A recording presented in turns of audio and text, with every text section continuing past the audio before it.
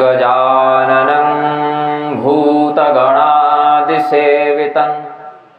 कपित्थजम्बूफलचारुभक्षणम् उमासुतं शोकविनाशकारकं नमामि विघ्नेश्वरपादपङ्कजम्। आशासुराशी भवदङ्गवल्ली भासैव दासी कृतदुग्धसिन्धुं मन्दस्मितैर्निन्दितशारदेन्दुं वन्दे रविन्दासनसुन्दरीं त्वाम्। नृपालिमौले व्रजरत्नकान्ति सरिद्विराजध्वसकन्यकाभ्यां नृपत्वदाभ्यां नतलोकपङ्क्ते नमो नमः श्रीगुरुपादुकाभ्याम्। नीलाम्बुजश्यामलकोमलाङ्गं सीतासमारोपितवामभागं पाणौ महासायकचारुचापं नमामि रामं रघुवंशनाथम्। वन्दे देवमुमापतिं सुरगुरुं वन्दे जगत्कारणं वन्दे पन्नगभूषणं मृगधरं वन्दे पशूनां पतिं वन्दे सूर्यशशाङ्कवह्निनयनं वन्दे मुकुन्दप्रियं वन्दे भक्तजनाश्रयं च वरदं वन्दे शिवं शङ्करम्। प्रेम से बोलिए आनंद कंद भगवान की। भगवान नाम संकीर्तन करें। श्री राम जय राम जय जय राम, श्री राम जय राम, श्री राम जय राम जय जय राम, श्री राम जय जय विघ्नहरण हनुमान, जय जय विघ्नहरण हनुमान, जय जय विघ्नहरण हनुमान, जय जय विघ्नहरण हनुमान। श्री राम जय जय राम, श्री राम जय राम, श्री राम जय जय राम, श्री राम जय राम। कौशल्या के प्यारे राम, कौशल्या दशरथ राज दुलारे राम, दशरथ राज दुलारे राम। सीता प्राण आधारे राम, सीता प्राण आधारे राम। श्री राम जय जय राम, श्री राम श्री राम जय जय राम, श्री राम जय राम। प्रेम से बोलिए आनंद कंद भगवान की। जैसा कि पूर्व सूचित है, विगत 4 दशकों से भी अधिक समय से इस पुनीत स्थान पर, जिसे मथुरा धाम के नाम से लोग समझते हैं, जानते हैं, पुण्य लोकगता मथुराबाई जी की इस पुण्य स्मृति के उपलक्ष्य में जो, और साथ ही हमारे हनुमंत लाल जी महाराज के वार्षिकोत्सव के रूप में जो यह कार्यक्रम आयोजित किया जाता है, इसके माध्यम से आयोजक और सहयोगी दोनों ही प्रकार के लोगों का अभ्युदय हो, ऐसी हम मंगल कामना करते हैं। साथ ही भगवान की कथा का यद्यपि कोई निश्चित परिमाण नहीं कि भगवान की कथा इतनी ही है, ऐसी ही है, ऐसा तो नहीं। हरि अनंत, हरि कथा अनंता की बात आचार्यगण बताए हैं। भगवान स्वयं भी अनंत हैं और भगवान के चरित्र भी अनंत हैं। नमोस्त्वनंताय सहस्र मूर्तये, भगवान की मूर्तियां भी हजारों हैं, भगवान के स्वरूप भी हजारों हैं और भगवान के चरित्र भी, कथानक भी अनंत हैं। उन अनंतानंत कथानकों से युक्त भगवान श्री रामचंद्र जी का दिव्य चरित्र आज से 5 दिन पर्यंत दोनों सत्र मिलाकर जितना संभव हो पाएगा हम लोग चिंतन मनन श्रवण पाठन करेंगे। और इस सत्र में जो प्रथम दिवस का प्रथम सत्र है, प्रधानता से हम श्री रामचरितमानस के मंगलाचरण पर चर्चा करेंगे। वर्णानामर्थ संघानां रसानां छंदसामपि मंगलानां च कर्तारौ वंदे वाणी विनायकौ। ज्ञान के देवता के रूप में भगवती सरस्वती और भगवान गणेश, इन दोनों को विशेष प्रधानता दी गई है। भगवान गणपति विघ्नराज हैं, विघ्नेश हैं, विघ्न नायक हैं। विघ्न उत्पन्न करना और विघ्न निवारण करना दोनों ही इनके अधिकार क्षेत्र में आते हैं। साथ ही सिद्धि एवं बुद्धि, इन 2 शक्तियों से भगवान गणपति सुशोभित हैं। अतएव सर्वप्रथम भगवान गणपति का वंदन करते हुए, ज्ञान की देवी भगवती सरस्वती का वंदन करते हुए गोस्वामी जी ने श्री रामचरितमानस का लेखन प्रारंभ किया। यद्यपि पहले तो संस्कृत में ही लिखना प्रारंभ किया, किंतु भगवान शिव ने जब सोचा कि ये गोस्वामी जी अगर संस्कृत में ही लिख देंगे तो वो तो पहले भी बहुत से आचार्यगण लिख ही चुके हैं, विद्वान तो लाभान्वित हो जाते हैं किंतु जन सामान्य उतना लाभान्वित नहीं हो पाता। इसीलिए गोस्वामी जी को तेजसावस्था में, स्वप्नावस्था में उत्प्रेरित करके भगवान शिव ने यह आदेश दिया, यद्यपि आप संस्कृत में भी लिख सकते हैं, ऐसी विद्वता है आपके अंदर, किंतु लोक कल्याण को ध्यान में रखते हुए आप ग्राम्य गिरा का प्रयोग करें। जैसे ग्रामीण जिस भाषा का प्रयोग करते हैं, समझते हैं, व्यवहार में जो सबको समझ में आ जाए, ऐसी भाषा का प्रयोग करें। गोस्वामी जी कहते हैं वर्णानाम अर्थ संघानां रसानां छंदसामपि मंगलानां च कर्तारौ वंदे वाणी विनायकौ। हम अपनी बात कहने के लिए किसका आश्रय लेते हैं? शब्दों का आश्रय लेते हैं। कुछ बोलना हो तो शब्दों का आश्रय लेते हैं। वे शब्द अगर कुछ भी हो जाए तो क्या अपने अर्थ को ग्रहण करेंगे? नहीं, उनका सार्थक होना आवश्यक है। यही कारण है जिन भाषाओं के जो वर्ण शब्दादि हम सुनते तो हैं किंतु अर्थ बोध नहीं हो पाता, उन भाषाओं का हम तात्पर्य नहीं समझ पाते। कोई व्यक्ति अभी आकर जर्मनी रूसी भाषा में कुछ बोलने लगे तो उसके शब्दों को, वर्णों को हम सुन भी लें तो समझ नहीं पाएंगे कि उसने क्या कहा। इसीलिए वर्ण कैसे हों, अक्षर शब्दादि कैसे हों, अर्थ के साथ हों। तो वर्णों के स्वामी, उन वर्ण से जो संबंध रखते हैं, ऐसे अर्थों के अधिपति। फिर कहा क्या केवल शब्द और शब्दार्थ से ही बात दृढ़ हो जाती है? बोले नहीं, वहां रस की आवश्यकता है। वह रस ही उस तात्पर्य को पुष्ट करता है। जैसे किसी की मृत्यु का समाचार अगर बहुत हंसते हुए बताया जाए तो वह सार्थक नहीं कहा जाता।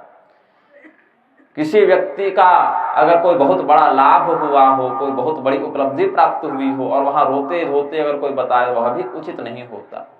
तो जैसा अर्थ है वैसा रस भी होना चाहिए उसमें। प्रसन्नता का रस, श्रृंगार का रस, करुणता का रस, दया का रस, वीर भाव का रस, ये सब जो साहित्य में नवरस हैं, विभत्स रस, भयंकर, भयानक, भयंकर रस, ये सब जो हैं वे भी यहाँ प्रधानता रखते हैं। जैसे हम कहें रुको मत जाओ, तो यहाँ जो रस प्रस्फुटित हुआ उसका अर्थ है कि जाने से मना किया गया। रुको मत जाओ तो जाने से मना कर दिए। और यदि उसी शब्द को कहें रुको मत जाओ, तो यह विपरीत अर्थ को धारण कर लेगा कि जाने के लिए कह रहे हैं। तो शब्द वही है, अर्थ वही है, लेकिन रस में भेद होने से उसका तात्पर्य भिन्न हो गया। रस भी हो गया, अर्थ भी हो गया, वर्ण तो था ही, लेकिन उसमें लालित्य तब तक नहीं आ सकता जब तक उसमें छंद शास्त्र का प्रयोग न किया जाए। सामान्यतया हम बोल दें वो एक अलग प्रभाव करेगा, कोई कविता के माध्यम से उसको सुसज्जित करके साहित्यिक शोभा के साथ प्रस्तुत करे तो उसका एक अलग अर्थ बनेगा। तो भगवान की कथा को कविता में बांधकर छंद शास्त्र की मर्यादा के आधार पर बांधते हुए गोस्वामी जी ने यह ग्रंथ लिखा। फिर कहा कि सब कुछ कर दें, वर्ण भी शुद्ध है, अर्थ भी सही है, उसमें रस की प्राप्ति भी हो रही है, उसमें अच्छे साहित्यिक छंदों का भी प्रयोग हुआ है, तो क्या वह मंगल कर सकता है? नहीं, मंगल नहीं कर सकता, क्योंकि राजाओं की चापलूस में दरबारी कवि भी इतनी प्रतिभा का प्रदर्शन कर देते हैं। अच्छी कविताओं की रचना करके तो लोग नेता मंत्री की भी चापलूसी कर लेते हैं, क्या वह मंगलकारी हो जाता है? बोले नहीं। तो बोले मंगल कौन है? मंगलं कौशलेन्द्राय महनीय गुणाब्धये चक्रवर्ती तनुजाय सार्वभौमाय मंगलम। वह मंगल हैं कौन? जो भगवान कौशलेंद्र सरकार हैं। वे कैसे हैं? क्यों मंगल हैं? जैसे समुद्र में अथाह जल राशि समाहित है, समुद्र में कितना जल है कोई नहीं जानता, उसी प्रकार से महनीय गुणाब्धये भगवान क्या हैं? जितने भी श्रेष्ठतम गुण हैं उन सभी गुणों के समुद्र के समान हैं। जैसे हमारे इस पृथ्वी के समुद्र पर असीमित जल भरा हुआ है, वैसे ही भगवान श्री रामचंद्र जी के अंदर असीमित सद्गुण भरे हुए हैं। हो सकता है किसी विद्या के आश्रय से, कोई दिव्य विद्या से या कोई आधुनिक वैज्ञानिक यह पता कर ले कि समुद्र में कितना जल है, हो सकता है ऐसा, लेकिन भगवान के अंदर कितना सद्गुण है यह कोई किसी भी विद्या से नहीं जान सकता। चक्रवर्ती राजा दशरथ के पुत्र के रूप में जिनका अवतार हुआ है, जो संपूर्ण भूमंडल के सार्वभौम राम राज्य प्रवर्तक सम्राट हैं, ऐसे श्री रामचंद्र जी के लिए मंगल है, ऐसे श्री रामचंद्र जी ही मंगल के साक्षात स्वरूप हैं। इसीलिए गोस्वामी जी ने कहा वर्ण भी हो, अर्थ भी हो, रस भी हो, छंद भी हो, किंतु वहां भगवान का नाम नहीं है तो वह मंगलकारी नहीं होता। जैसे किसी मुर्दे को, किसी शव को हम चाहे जितना श्रृंगार कर दें, तेल उपटन इत्र फुलेल सब लगा दें, लेकिन वह अमंगल ही रहेगा। मुर्दे का श्रृंगार मंगलमय नहीं माना जाता। वैसे ही कोई कितनी भी बढ़िया कविता कर दे, रचना कर दे, प्रतिभा का प्रदर्शन कर दे, किंतु जब तक उसमें भगवान का चरित्र वर्णित नहीं किया जाएगा उसको हम मंगलकारी नहीं समझते हैं। और कोई व्यक्ति यदि भगवान की कथा को जैसी भगवान ने बुद्धि प्रेरणा शक्ति दी उसके आधार पर लिखे, लेकिन उसमें कुछ व्याकरणगत कमी हो जाए, कुछ छंद शास्त्रगत त्रुटि हो जाए, कुछ रस की अभिव्यक्ति उतनी बढ़िया से न हो पाए, लालित्य उतना न दिखे, फिर भी उसकी निंदा नहीं करनी चाहिए, क्योंकि संपूर्ण शब्दों के अधिपति कौन है? वेद, शब्द ब्रह्म जिनको कहते हैं, और वेद भगवान की स्तुति करते हैं। इसीलिए सभी व्याकरण, छंद इत्यादि जो वेदांग हैं वे भगवान के नीचे रहते हैं। इसीलिए कोई कवि यदि कोई ऐसी रचना कर दे जिसमें कोई सौंदर्य नहीं, कोई साहित्यिक अलंकार नहीं, कोई उसमें व्याकरणगत शुद्धि नहीं, किंतु भगवान का नाम है, तो उसको विद्वानों ने शुद्ध ही कहा है आनंद रामायण के अनुसार। उसमें दोष नहीं देखना चाहिए, क्योंकि भगवान के अगर कोई व्यक्ति लंगड़ा भी है, बहरा भी है, अंधा भी है, तो मुर्दे से तो बढ़िया है, मुर्दे से तो ज्यादा ही बढ़िया है वो ना। ऐसे ही सर्वगुण संपन्न कविता भी निंदनीय हो जाती है यदि उसमें भगवान का नाम न हो, और सर्वदोष युक्त जो कृति है वह भी भगवान के नाम से युक्त होकर निर्दोष हो जाती है, पवित्र हो जाती है, क्योंकि भगवान स्वयं मंगलमय हैं। मंगलानां च कर्तारौ वंदे वाणी विनायकौ। हमारे पिछले वर्ष का जो प्रवचन था उसमें भी पहला सत्र ऐसे ही ऊपर ऊपर जा रहा था। एक सत्र झेल लीजिएगा तो अभ्यास हो जाएगा, उस शैली में पुनः जागृत कर दे रहा हूं। तो मंगलाचरण पहले जब गोस्वामी जी ने 7 श्लोकों तक संस्कृत ही बोला है तो हम कहां से चौपाई ले आए। एक सत्र तो गोस्वामी जी भी संस्कृत पर ही चले थे, तो मंगलाचरण थोड़ा ध्यान से सुनेंगे।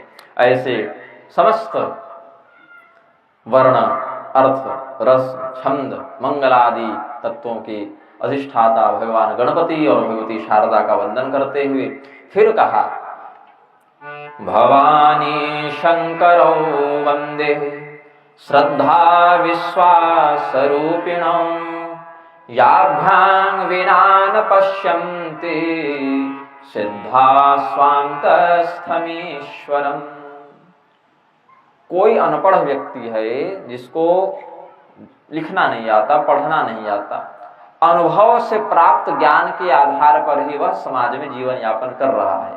कोई व्यक्ति हो जिसने शिक्षा दीक्षा ग्रहण नहीं की, वह कैसे जीवन यापन करता है? अनुभव के आधार पर। इतने वर्षों तक जो वह जीवन जीता रहा समाज में, उस अनुभव के आधार पर वह कार्य करता है। लेकिन अनुभव सदैव सत्य ही हो, उचित ही हो, यह आवश्यक नहीं। अनुभव में जो भ्रम का भाग है उसको हटाने के लिए शिक्षा की आवश्यकता पड़ती है। तो भगवान शिव, भगवती पार्वती, इन दोनों का संस्मरण किया गोस्वामी जी ने। जिस प्रकार से लौकिक विद्या को लौकिक गुरु प्रदान करते हैं, वैसे भगवान श्री रामचंद्र जी परब्रह्म हैं, उनसे संबंधित इस ब्रह्म विद्या को वह परब्रह्म स्वरूपी भगवान शिव ही प्रदान कर सकते हैं। और ऐसे नहीं मिलते। शिव जी क्या है, भगवती क्या है? श्रद्धा और विश्वास के स्वरूप हैं। भवानी शंकरौ वंदे श्रद्धा विश्वास रूपिणौ। जगत माता जगत पिता हैं, तो श्रद्धा और विश्वास के स्वरूप हैं। श्रद्धा के बिना, विश्वास के बिना व्यक्ति अपने हृदय में बैठे ईश्वर का भी साक्षात्कार नहीं कर सकता।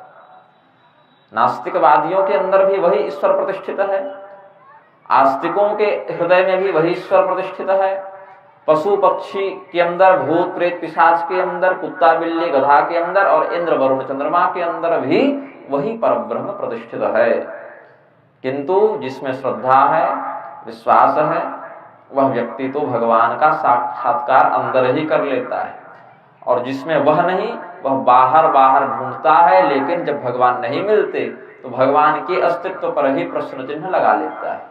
जैसे किसी व्यक्ति ने रात्रि को 7 बजे जन्म लिया और सुबह 4 बजे मर गया, तो उस व्यक्ति की अगर पूरी जीवनी भी आप लिख दें तो सूर्य का कहीं उल्लेख नहीं होगा ना। कोई व्यक्ति रात्रि को 7 बजे जन्म ले और सुबह 4 बजे तक मर जाए, उसकी पूरी जीवनी भी आप लिख दे तो सूर्य कहाँ मिलेगा? और इस आधार पर कोई दावा करे कि सूर्य होता ही नहीं, सूर्य काल्पनिक है। उल्लुओं की पूरी संसद बैठा लीजिए, बैठती भी रहती है, लेकिन अगर काल्पनिक जगत में भी बैठा लें, अंग्रेजी में उल्लुओं के झुंड को भी पार्लियामेंट ही कहते हैं। जो शब्दकोश पढ़े होंगे वो जानेंगे, सत्य बता रहा हूं, तो इसीलिए मैंने संकेत किया। तो अगर बैठा भी दें तो क्या वह सूर्य के विषय में जान पाएगा? नहीं जान पाएगा। उसी प्रकार से धर्म के विषय में भी जानना ऐसी बुद्धि वाले लोगों के लिए संभव नहीं है। उसके लिए श्रद्धा, उसके लिए विश्वास, इन 2 नेत्रों की आवश्यकता है। उन नेत्रों के माध्यम से ब्रह्म का साक्षात्कार होता है। वंदे बोधमयं नित्यं गुरुं शंकर रूपिणं यमाश्रितो हि वक्रोऽपि चंद्रः सर्वत्र वन्द्यते, चंद्रः सर्वत्र वन्द्यते। चंद्रमा जो टेढ़े हैं, ऐसे चंद्रमा भी कैसे पूजित तो हो गए? भगवान शिव के मस्तक पर विराजमान होने से। भगवान शिव ने चंद्रदेव पर अनुग्रह करके, सोमनाथ नाम है ना शिव जी का, सोमनाथ, सोम कहते हैं चंद्रमा को। सोमस्य नाथो यस्य सोमनाथ, जो सोम मतलब चंद्रमा के स्वामी हैं उनको सोमनाथ कहते हैं। तो भगवान शिव ने चंद्रदेव को अपनी जटाओं में अलंकार स्वरूप धारण कर लिया। जैसे हम लोग श्रृंगार करते हैं तो शिव जी ने ऐसा ही श्रृंगार किया चंद्रमा को। अब द्वितीया का चंद्रमा उन्होंने धारण किया। जैसे हम लोग हेयर बैंड लगाते हैं ना, हम लोग क्या मतलब स्त्रियां लगाती हैं, हम लोग क्यों लगाएंगे, स्त्रियां लगाती हैं। तो हेयर बैंड जो बाल को समेटने में काम आता है, तो भगवान शिव की बड़ी विशाल जटाएं हैं और गंगा जी को बांध कर रखना है। तो सर्प से तो उन्होंने जटाओं को बांध लिया, किंतु उसमें चंद्रमा का वो हेयर बैंड लगा दिए, जटाएं दृढ़ रहे और उसके प्रकाश से शोभा की भी वृद्धि होती है। तो भगवान शिव की जो व्यक्ति पूजा करता है उसके द्वारा तो वह चंद्रमा भी स्वयं पूजित हो जाते हैं। ऐसा थोड़ी कहते कि भगवान शिव हम आपकी आराधना तो कर रहे हैं किंतु आपके मस्तक पर जो चंद्रमा है उनकी नहीं कर रहे, ऐसा तो नहीं कहते। भगवान शिव के संसर्ग मात्र से, जैसे टेढ़ा चंद्रमा को राहु भी नहीं ग्रसता, जिसके पास राहु भी नहीं जाए उसकी भी पूजा होती है, क्योंकि वह भगवान शिव के मस्तक पर विराजमान है। और वह शिव जी हमारे जीवन में क्या स्वरूप धारण करके आते हैं? धर्म का, विवेक का, राम तत्व का बोध प्रदान करने वाले गुरु के रूप में। वंदे बोधमयं नित्यं गुरुं शंकर रूपिणम। तो सर्वप्रथम भगवती शारदा भगवान गणपति का आराधन किया, फिर शिव पार्वती दोनों का किया श्रद्धा विश्वास के रूप में, फिर गुरु जी का किया कैसे? शंकर रूपिणं, शं इति कल्याणम, कल्याणं करोति शंकरोति इति शंकरः। जो शं मतलब कल्याण करे वह शंकर हैं।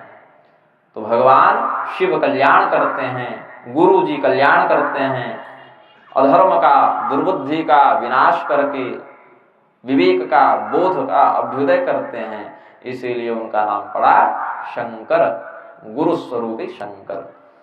अब भगवान श्री रामचंद्र जी की इस पवित्र कीर्ति को सर्वप्रथम भूलोक पर लिपिबद्ध करने वाले आदि कवि महर्षि वाल्मीकि का संस्मरण करते हैं। सीताराम गुणग्राम पुण्यारण्य विहारिणं वंदे विशुद्ध विज्ञान कवीश्वर कपीश्वरौ। एक ही श्लोक में दोनों का संस्मरण करते हैं, महर्षि वाल्मीकि का और हनुमान जी महाराज का। क्या कहा? सीताराम गुणग्राम पुण्यारण्य विहारिणं। सीता राम, यह जो दो शब्द हुए, चार अक्षर दो शब्द, सीता शब्द और राम शब्द, ये अत्यंत पवित्र शब्द हैं, अत्यंत पुनीत पावन शब्द हैं। और जिस प्रकार से तीर्थ क्षेत्र में कोई वन उग जाए, उस वन में संत महात्मा प्रसन्नता पूर्वक निवास करते हैं, विहार करते हैं, उसी प्रकार से हर प्रकार का मंगल करने वाले अत्यंत पवित्र सीताराममय जो पुण्य कीर्ति है, उस पुण्य कीर्ति रूपी वन में विहार करने वाले। अब जंगल में कौन रहते हैं? ऋषि महर्षि भी जंगल में रहते हैं और जंगल के पशु पक्षी भी जंगल में रहते हैं, दोनों। सामान्य व्यक्ति तो जंगल में नहीं रहते, या तो तपस्वी जन तपस्या करने के लिए जंगल चले गए, या तो जो जंगल में ही रहते ऐसे प्राणी, जंगली जानवर रहते हैं। और लौकिक दृष्टि से देखें तो हनुमान जी किमपुरुष योनि का आश्रय लेकर जब अवतार लिए तो वन को ही उन्होंने अपना प्रधान घर बनाया। वानर वेश में होने से हनुमान जी ने अपना प्राकृतिक आश्रय जंगल को बनाया। तो जंगल में तपस्वी भी रहते हैं और जंगल में वानर भी रहते हैं। तपस्वी शब्द से वाल्मीकि जी का और वानर शब्द से हनुमान जी का लक्षण ग्रहण करना चाहिए। वह जंगल कोई सामान्य जंगल नहीं, भटकाने वाला, भवाटवी वाला जंगल नहीं, अपितु अत्यंत आनंद प्रदान करने वाला सुंदर सुंदर वन, उपवन, झरनों से, तीर्थ पुण्यात्माओं से संयुक्त सीताराम के चरित्रों से युक्त वह वन है। सीताराम गुणग्राम पुण्यारण्य, ऐसा अरण्य जो पुण्य अरण्य है, जंगल ऐसा है जो पवित्र है, मंगलकारी है। जंगल जाकर लोग भटक जाते हैं, लेकिन ये भटकाता नहीं, जंगल जाकर लोग वहां से भागना चाहते हैं, लेकिन यहाँ से जाने का मन नहीं करता। जंगल जाकर लोगों को कष्ट होता है, लेकिन यहाँ पर जाकर व्यक्ति को शांति की प्राप्ति होती है। तो इस प्रकार से भगवती सीता भगवान श्री रामचंद्र जी के पुण्य चरित्र का वर्णन रूपी यह जो अरण्य है, उस अरण्य में विशुद्ध विज्ञान को धारण करने वाले, हमारा यह जो विज्ञान अभी साइंस है ना, ये विशुद्ध नहीं, ये अशुद्ध विज्ञान है। अशुद्ध विज्ञान क्यों है? क्योंकि अपना शरीर कैसे सुखी रहे, संतुष्ट रहे, बढ़िया ऐसो आराम का सामान मिले, इसके लिए अभी का विज्ञान लगा हुआ है। परिणाम क्या हुआ?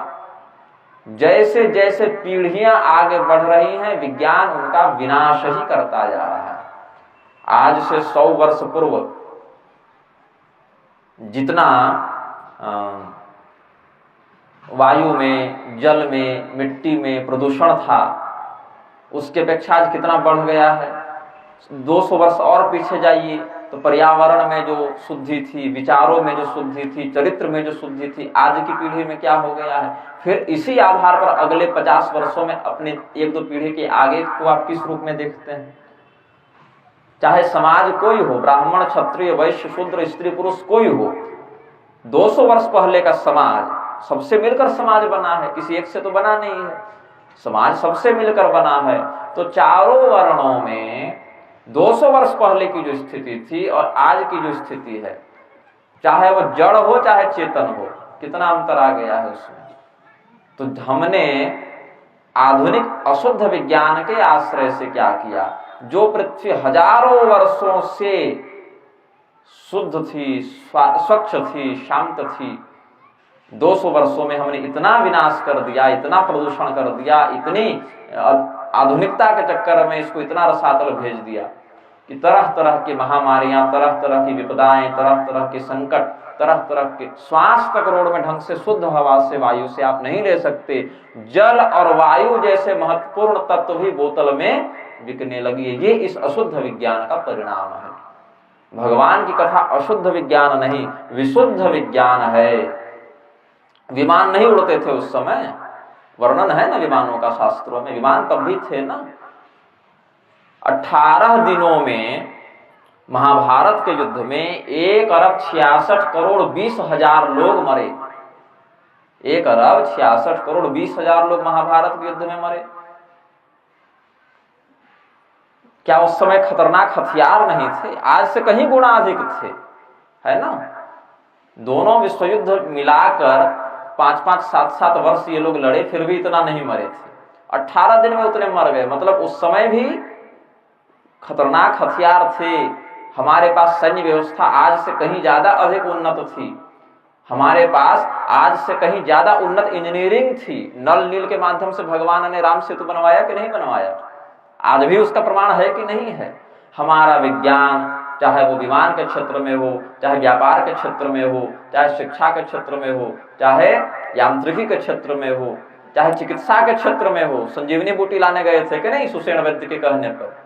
कोई भी देख लीजिए आप, हर प्रकार से हम उन्नत भी थे और हमारे कारण प्रकृति को कोई क्षति भी नहीं थी। दीर्घ काल तक जीवित रहते थे, स्वस्थ रहते थे, प्रसन्नता पूर्वक रहते थे, क्योंकि हमारे पास विशुद्ध विज्ञान था। अभी वाला अशुद्ध विज्ञान नहीं, भौतिकवादी विज्ञान नहीं, लोकोपकारी विज्ञान के हम पक्षधर थे। तो गोस्वामी जी कहते हैं, वंदे विशुद्ध विज्ञानो कविश्वर कपीश्वरो। श्री हनुमान जी, श्री वाल्मीकि जी दोनों कविश्वर और एक कपीश्वर, इन दोनों को प्रणाम किया। फिर भगवती सीता जी का संस्मरण करते हैं। अभी तक श्री रामचरितमानस में श्री रामचंद्र जी की स्तुति नहीं की है। श्री रामचरितमानस में अभी तक 5 श्लोक पर्यंत श्री रामचंद्र जी की स्तुति नहीं की। पहले उनके परिकरों का, उनके भक्तों का, उनकी शक्ति का, तब जाकर भगवान। ये भाव रखा गोस्वामी जी ने। उद्भव स्थिति संहार कारिणीं क्लेशहारिणीं सर्वश्रेयस्करीं सीतां नतोऽहं रामवल्लभां। भगवान श्री रामचंद्र जी की अभिन्न शक्ति भगवती सीता जी का संस्मरण किया। अभिन्न शक्ति का क्या अर्थ है? जैसे सूर्य देव से उनका प्रकाश अलग नहीं किया जा सकता। यदि आप अलग करके कल्पना करें, ऐसे सूर्य की कल्पना करें जो प्रकाशहीन है, तो फिर उसमें सूर्य तत्व की प्रतिष्ठा नहीं हो सकती। क्योंकि अगर कोई ऐसा तत्व है जिसमें प्रकाश ही न हो, तो चाहे आप उसका जो ही नाम रखना चाहे रख दें, किंतु उसको सूर्य तो नहीं कर सकते। ऐसे दूध की कल्पना नहीं कर सकते जो सफेद ना हो, शुभ्र ना हो। अगर वह दुग्ध शुभ्र नहीं है, मतलब वह वास्तव में विशुद्ध दुग्ध नहीं है, या तो मिलावट है या फिर दूध ही नहीं है। यदि कोई ऐसा बर्फ है जो ठंडक ही न प्रदान करे, तो वह चाहे जो हो, उसमें हम बर्फ की कल्पना नहीं कर सकते। तो जैसे बर्फ में, हिम में उसका शैत्य है, उसकी शीतलता है, जैसे दूध में उसकी सफेदी शुभ्रता है, जैसे सूर्य में उसका प्रकाश है, एक दूसरे से अभिन्न, वैसे ही भगवान श्री रामचंद्र जी और भगवती जानकी जी को जानना चाहिए। अब भगवती जानकी जी क्या है? केवल राजा जनक की पुत्री, मिथिला की राजकुमारी हैं, ऐसा नहीं। उद्भव स्थिति संहार कारिणीं क्लेशहारिणीं सर्वश्रेयस्करीं सीतां न तो हं राम वल्लभा। भगवती सीता जी के लिए यहाँ पर चार चार संबोधन, चार चार उपाधियां गोस्वामी जी ने वर्णित की। उद्भव स्थिति संहार कारिणीं, पहले तो यह समझिए, इस संसार को बनाने वाली, रखने वाली और मिटाने वाली जो शक्ति है, उस शक्ति के लिए परब्रह्म ने 3 स्वरूप धारण किए हैं। ब्रह्मा विष्णु महेश, ये 3 स्वरूपों को धारण करके सत्वगुण रजोगुण तमोगुण के आश्रय से वही परब्रह्म सृष्टि करने के समय रजोगुणोपेत तो होकर ब्रह्मा, पालन करने के समय सत्वगुणोपेत तो होकर विष्णु, और संहार करने के समय तमोगुणोपेत तो होकर शिव के रूप में प्रकट हो जाते हैं। इन तीनों के मध्य उत्पन्न करने की, पालन करने की, संहार करने की जो शक्ति है, उस शक्ति की स्वामिनी भगवती सीता जी हैं, ऐसा वर्णन किया। उद्भव स्थिति संहार कारिणीं, फिर कहा क्या? क्लेशहारिणीं, क्लेश को दूर करते हैं। तो क्लेश केवल हमें कोई भौतिक शारीरिक कष्ट हो उसको क्लेश कहते हैं, ऐसा नहीं। क्लेश के 5 प्रकार होते हैं। अविद्या, अस्मिता, राग, द्वेषाभिनिवेशा, पंच क्लेशा। अविद्या, अस्मिता, राग, द्वेष और अभिनिवेश, इन 5 को धर्म की दृष्टि में क्लेश बताया गया है। ये 5 क्या हैं? अविद्या कहते हैं स्वयं को ईश्वर का अंश न समझकर देह का अंश समझ लेना। हम देह के अंश तो नहीं है ना, देह अंश जीव अविनाशी तो नहीं कहा, ईश्वर अंश जीव अविनाशी कहा। तो ईश्वर अंश जीव अविनाशी जो है, उसको अपना ईश्वरीय स्वरूप यदि विस्मृत हो जाए, वह भूल जाए, और स्वयं को देह के साथ जोड़कर देह से अभिन्न मान ले। आप जिस घर में रहते हैं उस घर से स्वयं को बिल्कुल एक मान लें। नारायण, बड़ी धूल चल रही है आज। तो देह जो है वह अलग है और घर आपका अलग है। आपके घर में जो ईंट, सीमेंट, बालू, छड़ लगे हैं वो देह में तो नहीं लगे, और देह में जो हड्डी, खून, मज्जा, मांस, रक्त इत्यादि है वो घर में नहीं लगे। दोनों बिल्कुल अलग अलग हैं। आप उस घर में रहने वाले हैं, आप घर नहीं हैं। वैसे ही यह शरीर में रहने वाला जो है तत्व वह आत्मा है, शरीर ही आत्मा है, ऐसी बात नहीं।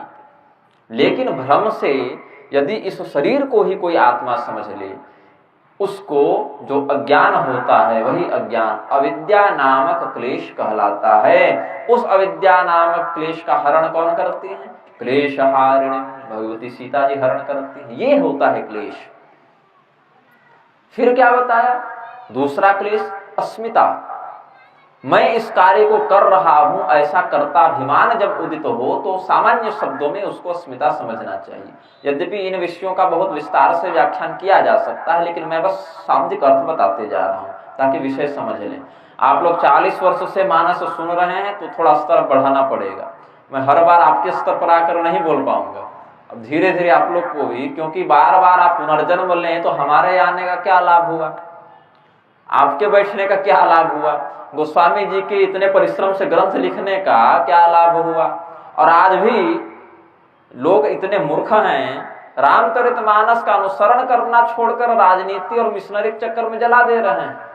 यह भी इस देश में घटनाक्रम देखने को मिल जा रहा है। तो भगवान की कथा कहने का जो मेरा उद्देश्य है, सुनने का आपका जो उद्देश्य है, लिखने का आचार्यों का जो उद्देश्य था, उसकी सार्थकता कब है? जब आप तत्व को समझें। क्योंकि कहानी तो लगभग पता ही है, घटनाओं का तो वर्णन, और हम जितना पढ़े होंगे उससे कहीं ज्यादा मानस आप लोग पलट के बैठे हुए हैं। तो मेरा कर्तव्य यह बनता है कि आप लोग जितना मानस पलट के बैठे हैं, उस पलटन में जो तत्व है उसको निकाल कर बताऊं। तो क्लेश का दूसरा लक्षण है अस्मिता, स्वयं को कर्म करने वाला और कर्म के फल को भोगने वाला समझना। यह कर्ताभिमान, भोक्ताभिमान जो जीव को ईश्वर से भिन्न सिद्ध करने के लिए हमारे मन में अविद्या को भी पुष्ट करता है। ऐसा कर्ताभिमान, मैं यह कार्य कर रहा हूं, नहीं, हमारे शरीर की इंद्रियां अपना अपना कार्य कर रही हैं, यह समझना चाहिए। हमारे शरीर में जो नेत्र हैं, कर्ण हैं, पैर हैं, वही दर्शन, श्रवण, गमन इत्यादि क्रियाओं में लगे हुए हैं। मैं देह नहीं, मैं आंख नहीं, मैं कान नहीं, मैं पैर नहीं, इसलिए मैं नहीं सुन रहा, मैं नहीं देख रहा, मैं नहीं चल रहा, ये सत्य है। हाँ, हमारी उपस्थिति से देह में वह शक्ति आ गई है कि वह चल ले रहा है, बोल ले रहा है, देख ले रहा है, लेकिन उस कृत्य में मैं प्रधान करता नहीं हूं, ऐसा समझना चाहिए। तो जो ऐसा नहीं समझता, अविद्या के बाद जो दूसरा क्लेश है अस्मिता, उसका लक्षण इस स्थिति में दिख जाता है। तीसरा क्या है? सुखानुसई राग, चौथा है दुखानुसई द्वेष। किसी भी तत्व से इतना प्रेम कर लेना, इतनी आसक्ति हो जाना कि उसके समस्त दुर्गुणों को छोड़कर, दुर्गुणों पर ध्यान न देकर केवल किसी एक अच्छाई को पकड़कर बैठ जाना, अपने विवेक का प्रयोग किए बिना किसी पर इतना प्रेम कर लेना, इतना आसक्त हो जाना कि उसमें लाख बुराई हो, उस पर ध्यान नहीं जाकर किसी एक चीज पर ध्यान देना, उसको राग कहते हैं। और इसी का उल्टा है द्वेष। किसी भी व्यक्ति से या तत्व से इतनी घृणा करना, इतनी घृणा करना कि उसकी सभी अच्छाइयों को भूलकर किसी एक दुर्गुण के ऊपर अपना ध्यान केंद्रित कर देना। तो राग और द्वेष ये दोनों क्लेश बताए गए हैं। विवेक का प्रयोग किए बिना किसी से प्रेम और किसी से घृणा यदि व्यक्ति करे, आसक्त या अनासक्त इस दृष्टि में हो जाए, तो उसको राग और द्वेष कहते हैं। राग द्वेष का कार्य क्या है? इंद्रियस्येन्द्रियस्यार्थे राग द्वेषो व्यवस्थितौ तयोर न वशमागच्छेत् तौ ह्यस्य परिपंथिनौ। आत्मा को कल्याण के मार्ग से भटकाने वाले यही दोनों हैं, राग और द्वेष। हमें जैसे जिह्वा एक इंद्रिय है, इसका कार्य क्या है? रस का आस्वादन करना, अलग अलग रसों को चखना, ये जीभ का कार्य है। मीठा बड़ा पसंद है तो हमने रसगुल्ला खाया, अब अधिक रसगुल्ला खा लेने से हमारा स्वास्थ्य बिगड़ जाएगा, भविष्य में डायबिटीज इत्यादि हो जाएगा, या नकली मिठाई है इससे तत्काल में भी बहुत रोग हो सकते हैं।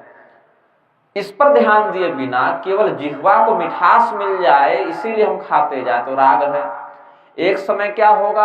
राग इतना बढ़ जाएगा, राग की अधिकता के कारण हमें फिर उससे द्वेष भी हो जाएगा। 10, 20, 30 रसगुल्ला खा लेने के बाद एक क्षण ऐसा होता है कि 31वां रसगुल्ला खाने की इच्छा ही नहीं होती। तो वहां पर उस रसगुल्ले से जिससे अभी तक हमें प्रेम हो रहा था, वह प्रेम समाप्त हो गया। लेकिन यह समाप्ति भी हमेशा के लिए नहीं, क्योंकि अगर हमेशा के लिए समाप्त हो जाए तब तो कोई झंझट ही नहीं है। विषयों का उपभोग इतना कर लो कि मन तृप्त हो जाए।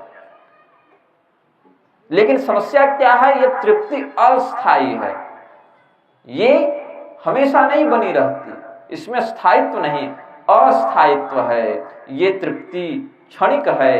अगले दिन कहोगे रसगुल्ला खाना है तो कहेंगे फिर खाना है। एक दिन जाते जाते वह जो तृप्ति थी वह हमारी फिर समाप्त हो जाती है। जो व्यक्ति नशा करता है, नशा करने के बाद जब उसको तृप्ति हो जाती है क्षणिक, तो कहता अब नहीं खाएंगे, एक बार और आखिरी बार खाए, अब नहीं खाएंगे। और जैसे उसकी तृप्ति पूर्ण हुई कहता है अच्छा एक बार और, फिर नहीं खाएंगे, एक बार और, फिर नहीं खाएंगे। व्यभिचार में लिप्त व्यक्ति कहता एक बार और। पुराणान्ते श्मशानान्ते मैथुनान्ते च यामति सामतिश्चेत सदा तिष्ठित कौन मुच्येत बंधनात्। रमण से निवृत्त होने के बाद श्मशान में किसी को जलते हुए देखकर जब व्यक्ति वापस लौटता है तब, और कथा सुनकर ताजा ताजा उठता है, उस समय जो बुद्धि बनी रहती है वो सदैव बनी रहे, तो कौन व्यक्ति फंसा रहेगा? उसका तो उद्धार हो गया ना। लेकिन यही राग और द्वेष जो परिपंथी हैं, भटकाने वाले हैं, इनके चक्कर में व्यक्ति कल्याण को प्राप्त नहीं कर पाता।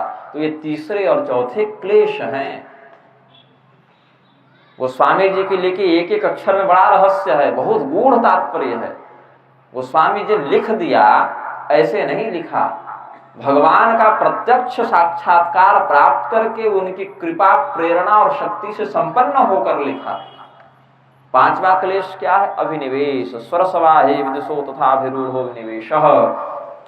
विद्वान हो, मूर्ख हो, राजा हो, प्रजा हो, धनी हो, निर्धन हो, हर व्यक्ति अभिनिवेश नाम के क्लेश से ग्रस्त ही रहता है। क्योंकि अभिनिवेश कहते हैं मृत्यु के भय को।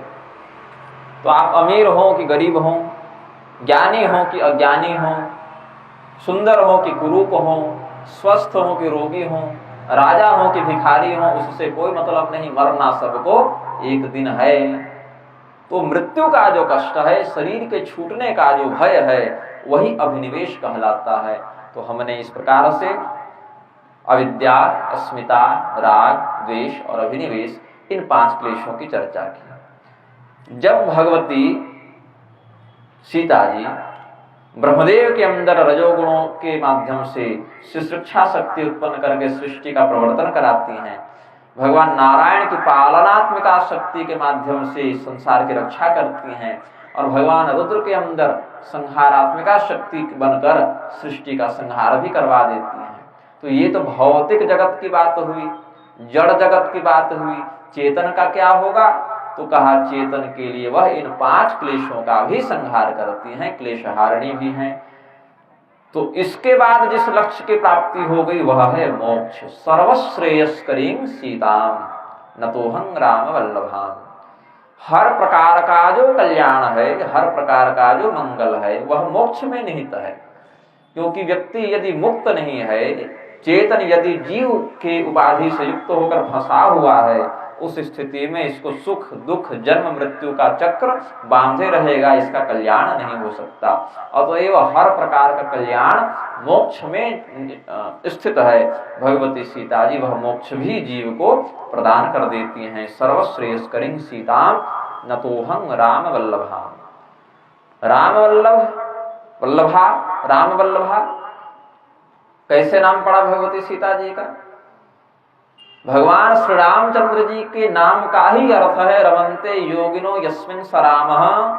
पूरे संसार से अपना मन हटाकर जिन व्यक्तियों के, जिन योगियों के चित्त को आकर्षित करने के लिए भगवान ने अवतार लिया, वह अवतार ही राम कहलाता है। संसार का बंधन बड़ा कठोर है, तगड़ा है। यह हमारी पत्नी है, पुत्र है, भाई है, माता है, पिता है, कुछ नहीं तो अपना शरीर है कम से कम। ये बंधन काटना बड़ा मुश्किल है। इस बंधन में जो फंसा है वो भोगी है, जो इससे मुक्त है वह योगी है। तो भोगी से योगी बनने की यात्रा बड़ी कठिन होती है। बीच में रोगी भी हो जाते हैं लोग, न भोग ही सध पाता है न योग ही सध पाता है, तो रोगी हो जाते हैं। तो भोग कब है? जब इस शरीर को अपना मानकर इस शरीर के सुख के लिए बर्ताव करो। और योग कब है? जब इस शरीर से छूटने के लिए प्रयत्न करते हुए व्यक्ति भगवान की शरण में जाए। सब कुछ छोड़कर जो व्यक्ति निकल गया, ऐसा व्यक्ति भी भगवान के अंदर, भगवान के ऊपर चिंतन करना चाहता है, भगवान में रमना चाहता है। जो संसार में रमा था उसको संसार से हटाकर अपने में रमाने वाला तत्व ही राम है। अब राम का मन कहाँ रमे? संपूर्ण संसार में तो जीव का मन लग रहा है, भोगी का। योगी का मन राम तत्व में लग रहा है। श्री रामचंद्र जी का मन कहाँ रमे? बोले श्री रामचंद्र जी के मन को भगवती सीता जी चाहिए। भगवती सीता जी अगर न मिले तो सीता वियोग में वह परब्रह्म भी, आगे सती चरित्र में व्याख्यान करेंगे इसका, भगवती सीता जी यदि न मिले तो वह परब्रह्म भी सामान्य व्यक्ति के समान विलाप में प्रवृत्त हो जाता है। इसलिए भगवान श्री रामचंद्र जी जो स्वभावतः आनंद कंद हैं, संपूर्ण संसार को आनंद प्रदान करने वाले हैं, उनका आनंद सीता जी में प्रतिष्ठित है। इसलिए राम वल्लभा कहा सीता जी को। अब हम श्री रामचंद्र जी का संस्तवन करते हैं। यन्मायावशवर्ति विश्वमखिलं ब्रह्मादि देवासुरा यत्सत्त्वादमृषैव भाति सकलं रज्जो यथा हिर्भ्रमः यत्पादप्लवमेकमेव हि भवां बोधे स्थितिर्षावतां वन्देऽहं तमशेषकारणपरं रामाक्षमीशं हरिम। भगवान श्री रामचंद्र जी का अब जाकर छठे श्लोक में गोस्वामी तुलसीदास जी संस्मरण करते हैं। यन्मायावशवर्ते विश्वमखिलम्, यह संपूर्ण विश्व जिनकी माया से वशीभूत हो गया है। विश्व किसको कहते हैं? विश्व किसे कहते हैं? जब कोई चेतन किसी देह में स्थित हो जाए और उसकी शक्तियों से इंद्रियां बहिर्मुखी होकर विषयों का आस्वादन करें तो उसको विश्व कहते हैं। बहुत गूढ़ परिभाषा है। विश्व क्या है? संसार जो हम देख रहे हैं वह क्या है? जब कोई चेतन आत्म तत्व, ऐसे तो कोई चेतन शब्द भी उतना सही नहीं क्योंकि आत्म तत्व एक ही है सब में, लेकिन फिर भी आप लोग सरलता से समझ लें, इसीलिए हमने कहा कोई चेतन देह में स्थित हो गया तो आत्मा और शरीर दोनों मिल गया तो एक प्राणी का हमने अनुभव किया। उसकी इंद्रियां बाहर से विषयों को अंदर ले आए तो उसको विश्व कहते हैं, और बाहर से न लाकर अंदर ही अंदर लाएं तो उसको तेजस कहते हैं। और न बाहर से ग्रहण करें न अंदर से ग्रहण करें तो उसको प्राज्ञ कहते हैं, और इंद्रियां भी न रहें तो उसको अव्यक्त कहते हैं। इन्हीं चार अवस्थाओं के अवतार के रूप में श्री रामचंद्र जी, लक्ष्मण, भरत और शत्रुघ्न आए हैं। भगवान श्री रामचंद्र जी अव्यक्त हैं, उनको व्यक्त नहीं किया जा सकता। इस चमड़े की जीव से, चर्म जिह्वा से भगवान का निर्वचन संभव नहीं है, इसीलिए उनको अव्यक्त कहा गया। भगवान के दूसरे अंश से उत्पन्न भरत जी महाराज, वे प्राज्ञ हैं। दो होते हैं, अज्ञ और प्राज्ञ। अज्ञ मतलब मूर्ख और प्राज्ञ मतलब प्रबुद्ध विद्वान। ये प्राज्ञावस्था के चेतन हैं। प्राज्ञावस्था मतलब सारी सुख सुविधाओं की उपलब्धता होने पर भी उसको ग्रहण ही नहीं करना है। पिताजी ने वचन के माध्यम से भरत जी को 14 वर्षों के लिए अयोध्या की गद्दी का अधिकारी बना दिया, लेकिन भरत जी गए नंदीग्राम में। गाय के गोबर से, जो गौ माता ने भक्षण किया, वहां से जौ अगर कुछ निकल जाए तो उसको फिर ग्रहण करते थे, और कहीं कहीं वर्णन है गौमूत्र में उबालकर जौ को ग्रहण करते थे। ये सब कठोर तपश्चर्या की विधि है। तो भरत जी के सामने संपूर्ण अयोध्या की राज्य लक्ष्मी होने के बाद भी भरत जी ने उनकी ओर देखा तक नहीं कि एक बार देख लूं क्या क्या है, इतना भी उन्होंने रुचि पूर्वक विचार नहीं किया। तो हमने क्या बताया, स्मरण तो नहीं होगा आपको, फिर से स्मरण करा देता हूं। चेतन की वह अवस्था जिसमें इंद्रियां न बाहर से कुछ ग्रहण कर रही हैं न अंदर से कुछ ग्रहण कर रही हैं, उसको प्राज्ञावस्था कहते हैं, या सरल भाषा में समझा दे तो सुसुप्ति की अवस्था कहते हैं। न सोया है न जगा है, सुसुप्ति में है, और वही भरत जी हैं। शत्रुघ्न क्या है? तेजसात्मकः प्राज्ञात्मकस्तु भरतः शत्रुघ्नस्तैजसात्मकः। वेद भगवान कहते हैं रामायण क्या है? वेद के ही स्वरूप हैं। कौशिकी संहिता नहीं, कौशिक रामायण में महर्षि देवरात के प्रश्न करने पर उनके मामा जी, जो बाद में अपने भांजे को ही गोद ले लिए थे, अपने वंश में सम्मिलित कर लिए थे, महर्षि विश्वामित्र, विश्वामित्र जी से देवराट ने प्रश्न किया, रामायण की इतनी महत्ता क्यों है, भगवान श्री रामचंद्र जी के चरित्र का इतना प्रभाव क्यों है। तो उन्होंने एक उत्तर दिया। यही प्रश्न किया था सुतीक्ष्ण जी ने अपने गुरु अगस्त्य मुनि से। उनका भी आगे वर्णन है, सुतीक्ष्ण जी का, अगस्त्य जी का, आप आगे अरण्यकांड इत्यादि में देखेंगे। तो महर्षि अगस्त्य से प्रश्न किया था सुतीक्ष्ण जी ने यही प्रश्न कि रामायण का इतना महत्व क्यों है। तो अगस्त संहिता में अगस्त्य जी ने इसका उत्तर दिया। कौशिक रामायण में महर्षि कौशिक ने, विश्वामित्र जी ने इसका उत्तर दिया, जिसका आज हमने इस मंच से भगवान के इस दिव्य वाङ्मय विग्रह रामचरितमानस के पूजन में प्रयोग भी किया था। वेद वेद्ये परे पुंसी जाते दशरथात्मजे वेद प्राचेदसादासीत् साक्षात् रामायणात्मना। दो प्रकार से ब्रह्म का अनुभव होता है, उस परमात्मा का अनुभव दो प्रकार से होता है। द्वे ब्रह्मणि वेदितव्ये शब्द ब्रह्म परं च यत् शब्द ब्रह्म नरो ज्ञात्वा परं ब्रह्माधिगच्छति। क्या भाव है, वेदों ने क्या उपदेश किया, उस परब्रह्म का, उस ईश्वर का दो प्रकार से अनुभव होता है। दो प्रकार के ब्रह्म को जानना चाहिए, एक शब्द ब्रह्म, एक परब्रह्म। शब्द ब्रह्म क्या है, हमारे वेद ही शब्द ब्रह्म हैं, उनमें शब्द है और ब्रह्म का प्रतिपादन करते हैं, इसीलिए उनको शब्द ब्रह्म कहते हैं।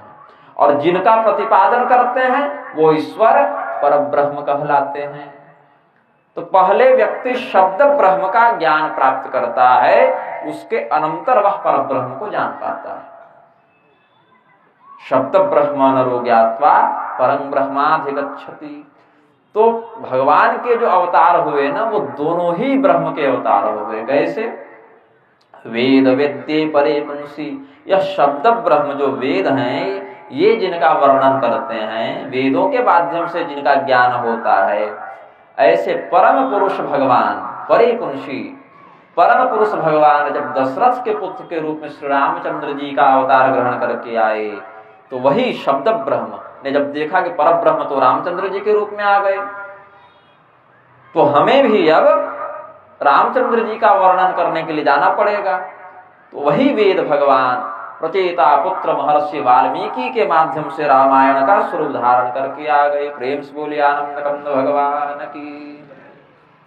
भगवान परब्रह्म ने जब श्री रामचंद्र जी का अवतार धारण किया, तो उनका प्रतिपादन करने वाले शब्द ब्रह्म ने प्रचेता पुत्र महर्षि वाल्मीकि के माध्यम से रामायण का अवतार ग्रहण किया है, इसीलिए इनकी इतनी प्रतिष्ठा है। तो शत्रुघ्न जी तेजसावस्था में हैं, मतलब अंदर से विषयों का ग्रहण करते किंतु बाहर से नहीं करते, क्योंकि राज्य उनको चलाना था, राज्य चलाना था ना उनको। भरत जी हैं नहीं, नंदीग्राम में बैठे हैं, भैया श्री रामचंद्र जी लक्ष्मण जी जंगल में हैं, तो राज्य कौन संभाले। व्यवस्था को देखने के लिए बाहर से यद्यपि उनको कोई आसक्ति थी नहीं, संबंध नहीं था, किंतु अंदर से लोग के संरक्षण के लिए उतने अंश में वो राजकाज का सुखोभोग करने के लिए विवश थे, करते थे। और लक्ष्मण जी विश्वावस्था के हैं, सौमित्र विश्व भावना, वेद भगवान कहते हैं सौमित्री, जो सुमित्रा पुत्र लक्ष्मण जी हैं वो विश्व भाव से रहते हैं। मतलब बाहर से तो प्रतीत होता है, लेकिन अंदर से वह बिल्कुल वीतराग हैं। 14 वर्ष तक जो निद्रा न ले, 14 वर्ष तक निद्रा का सेवन न करे, निद्रा तेजसावस्था का प्रतीक है ना। लक्ष्मण जी निद्रा ले लेंगे तो सोना पड़ेगा, और सोने के लिए अगर चले गए तो मेघनाद का जो वध है वह दुष्कर हो जाएगा, क्योंकि मेघनाद को वही मार सकता जो 14 वर्ष तक अखंड ब्रह्मचारी हो, निद्रा का, भूख का, भोजन का परित्याग कर दे, भोजन का, निद्रा का, रमण का जो परित्याग कर दे, ऐसा तपस्वी ही मेघनाद को मारने में समर्थ हो सकता था। अन्य रामायणों के आश्रय से समझना चाहिए। तो लक्ष्मण जी विश्वावस्था में हैं, मतलब जगे हुए हैं, सोए नहीं। शत्रुघ्न जी सोए हुई अवस्था में थे, बाहर से विषयों का ग्रहण वो नहीं करते। भरत जी तो न सोए हैं न जगे हैं, राम जी के वियोग में उनकी स्थिति बिल्कुल बीच में लटके हुई समान है। अंदर से भी विषयों का ग्रहण नहीं कर रहे, बाहर से भी नहीं कर रहे। और श्री रामचंद्र जी साक्षात अव्यक्त परम ब्रह्म हैं, जिनका वर्णन करने के लिए वेद भगवान ने रामायण का अवतार ग्रहण किया। तो यन्मायावश वरते विश्वमखिलम, यह संपूर्ण विश्व जिनकी माया की वशीभूत है। माया क्या होती है? अघटन घटना पटे यसे भ्रांत कारिणी माया। जो घटना नहीं है उसको भी वास्तविक के समान प्रतीत कराने का जो भ्रम उत्पन्न कर दे, उसे माया कहते हैं। माया क्या है? जो है नहीं किंतु जिसका बोध हमें लग रहा है भ्रम के कारण, यही माया है। यन्मायावशवर्ते विश्वमखिलं ब्रह्मादि देवासुरा। भगवान की उस माया के वशीभूत होकर ब्रह्मा इत्यादि देवता भी फंसे रहते हैं। यह संपूर्ण विश्व फंसा है, विश्व को बनाने वाला भी फंसा है, क्योंकि जिसने इस विश्व को बनाया उसको भी भगवान ने बना रखा है। इस विश्व को बनाने के लिए जिन ब्रह्मदेव का संस्मरण किया जाता है, वे ब्रह्मदेव भी भगवान की ही रचना में आते हैं। तो प्रश्न उठा है कि कैसे हम समझे कि माया क्या है? जो है नहीं फिर भी उसके होने का भ्रम कराते, इसको कैसे समझें? व्यवहार जगत में इसका बोध कैसे हो? तो कहा यत् सत्वादमृषैव भाति सकलं रज्जौ यथा हीरभ्रमः। अब आप कहीं रास्ते में जा रहे हैं, अंधकार है, उतना स्पष्ट दिख नहीं रहा है, सामने रास्ता बहुत अच्छे से नहीं दिख रहा। एक रस्सी पड़ी हुई देख ली आपने, सबके साथ जीवन में कभी न कभी ये हुआ है। रस्सी पड़ी हुई आपने देख ली, भ्रम हो गया कि ये सर्प तो नहीं। मेरे साथ एक बार क्या हुआ, मैं जा रहा था, गर्मी का दिन था, सूर्यास्त थोड़ा विलंब से होता है गर्मी के दिन में, लगभग 7 पौने 7 बज रहे थे। किसी गांव में मैं था, मैं जा रहा था, अकेला था पैदल। तो एक कुछ दिखा तो सर्प जैसा प्रतीत हुआ, तो मुझे यही श्लोक याद आ गया, यत् सत्वादमृषैव भाति सकलं रज्जौ यथा हीरभ्रमः। यही मुझे स्मरण हो गया कि जिस प्रकार से आप जा रहे हो मार्ग में और प्रकाश के पूर्ण उपलब्धता के अभाव में आपको वह रस्सी सांप के समान प्रतीत होने लग जाती है। वह सांप है नहीं, आपने अज्ञानता के कारण उसमें सर्प बुद्धि कर ली है। आपने उसको सांप मान लिया तो उसमें जहर नहीं आ जाता, वह आपको काटेगा नहीं, आप मरेंगे नहीं, लेकिन भयभीत हो जाते हैं कुछ समय के लिए। जब तक वह अज्ञान बना हुआ है तब तक तो भयभीत रहेंगे। हाँ, जब भ्रम का निवारण हो जाए तो फिर आपको कोई भय नहीं, लेकिन भ्रम जब तक बना हुआ है तब तक वह भ्रम ही उस रस्सी में सर्प की बुद्धि करा के आपको भयभीत कर देता है। कितना बड़ा विज्ञान कार्य कर रहा है यहाँ पर, बहुत ध्यान से सुनिएगा इस बात को। हमारे नेत्रों ने रूप तन्मात्रा का आश्रय लेकर उस रस्सी को देख लिया। हमारे नेत्रों ने रूप तन्मात्रा का आश्रय लेकर उस रस्सी को देख लिया, और माया, भगवान की माया के कारण दिमाग में क्या सूचना मिलेगी, ये तो सर्प है। वो सर्प है नहीं, लेकिन वो सर्प है ऐसा हमें भ्रम हो गया। अब सर्प है ऐसा समझकर हमारे मस्तिष्क ने क्या किया, अभी जो 5 क्लेशों का हमने वर्णन किया था उसमें अभिनिवेश नाम का जो पंचम क्लेश है, जो मृत्यु का भय, उसको जागृत कर दिया। उसके कारण बीपी हाई, धड़कन बढ़ गई, खून का प्रवाह बह गया। एक भ्रम के कारण पीछे कितनी घटनाएं घटित हो गई। तो सोचिए, एक घटना मात्र से हमारा हृदय, हमारा मन, हमारे नसों में बहने वाला खून सब प्रभावित हो गए, एक छोटे से भ्रम, 5 सेकंड के भ्रम के कारण। तो जो इतने बड़े संसार को चला रहा है, अनंत घटनाएं घटित हो रही हैं, उस पर ब्रह्म को हम तुरंत इसी दिमाग से, इसी चमड़े की आंख से कैसे देख लें और कैसे समझ लें? संभव है? नहीं है। तो हमने उस को देखा, हमें लगा ये सर्प है, फिर श्लोक स्मरण आया कि ये तो रस्सी हो सकती है। तो हमने एक छोटा सा एक डंडा जैसा था, वो उसको उठाकर थोड़ा जांचना चाहा कि सर्प है कि रस्सी है। तो हमने जब उस डंडे को लगाया तो कोई प्रतिक्रिया नहीं हुई। हम आगे बढ़े, अरे ये तो रस्सी है। फिर स्मरण आया कि रस्सी नहीं, ये सर्प ही। फिर वापस मुड़े, एक बार फिर उसकी हमने जांच की, फिर भी वो निष्क्रिय पड़ा रहा। तो हमने सोचा कि यह कोई सर्प ही होगा जो मर गया होगा, इसके लिए 2 बार भगवान का नाम स्मरण करके इसको दान करके आगे बढ़ते हैं। तो जब हम भगवान का स्मरण कर ही रहे थे, देखे इतने में वो हिलने डुलने लगा। हमने अच्छा ये था सर्प ही, लेकिन आमतौर पर लोगों को रस्सी में सर्प का भ्रम होता है, हमें सर्प में ही रस्सी का भ्रम हो गया। तो सामान्य व्यक्ति जो होते हैं उनको क्या है, रस्सी में सर्प का भ्रम हो जाता है। बहुत कम ही लोग हैं जिनको सांप में रस्सी का भ्रम होता है, जिसे तुलसीदास जी को भी हुआ था। सांप को रस्सी समझकर पकड़े और लटक कर अंदर घुस गए। तो हमारा सांप उतना तगड़ा तो नहीं था और हमें कहीं घुसना भी नहीं था तुलसीदास जी के समान, लेकिन जनसामान्य को रस्सी में सांप का भ्रम होता है, हम लोगों को सांप में ही रस्सी का भ्रम हो जाता है। यह माया है, यही माया है। जो नहीं है उसकी प्रतीति भी करा दे और उससे हमारा चित्त प्रभावित होने लगे, यह माया है। बोले इस माया से बचोगे कैसे? ये माया तो बड़ी खतरनाक है भाई। छोटे से उदाहरण में इतना बवंडर हो जाता है, ये तो पूरे ब्रह्मांड की व्यवस्था है, ये माया तो वहां भी व्याप्त करती है। इससे बचोगे कैसे? तो कहा बचना चाहते हो तभी बच पाओगे, जो चाहता ही नहीं बचना वो नहीं बच पाता। कैसे? यत्पादप्लवमेकमेव हि भवान् बोधय स्थितिर्षावताम्।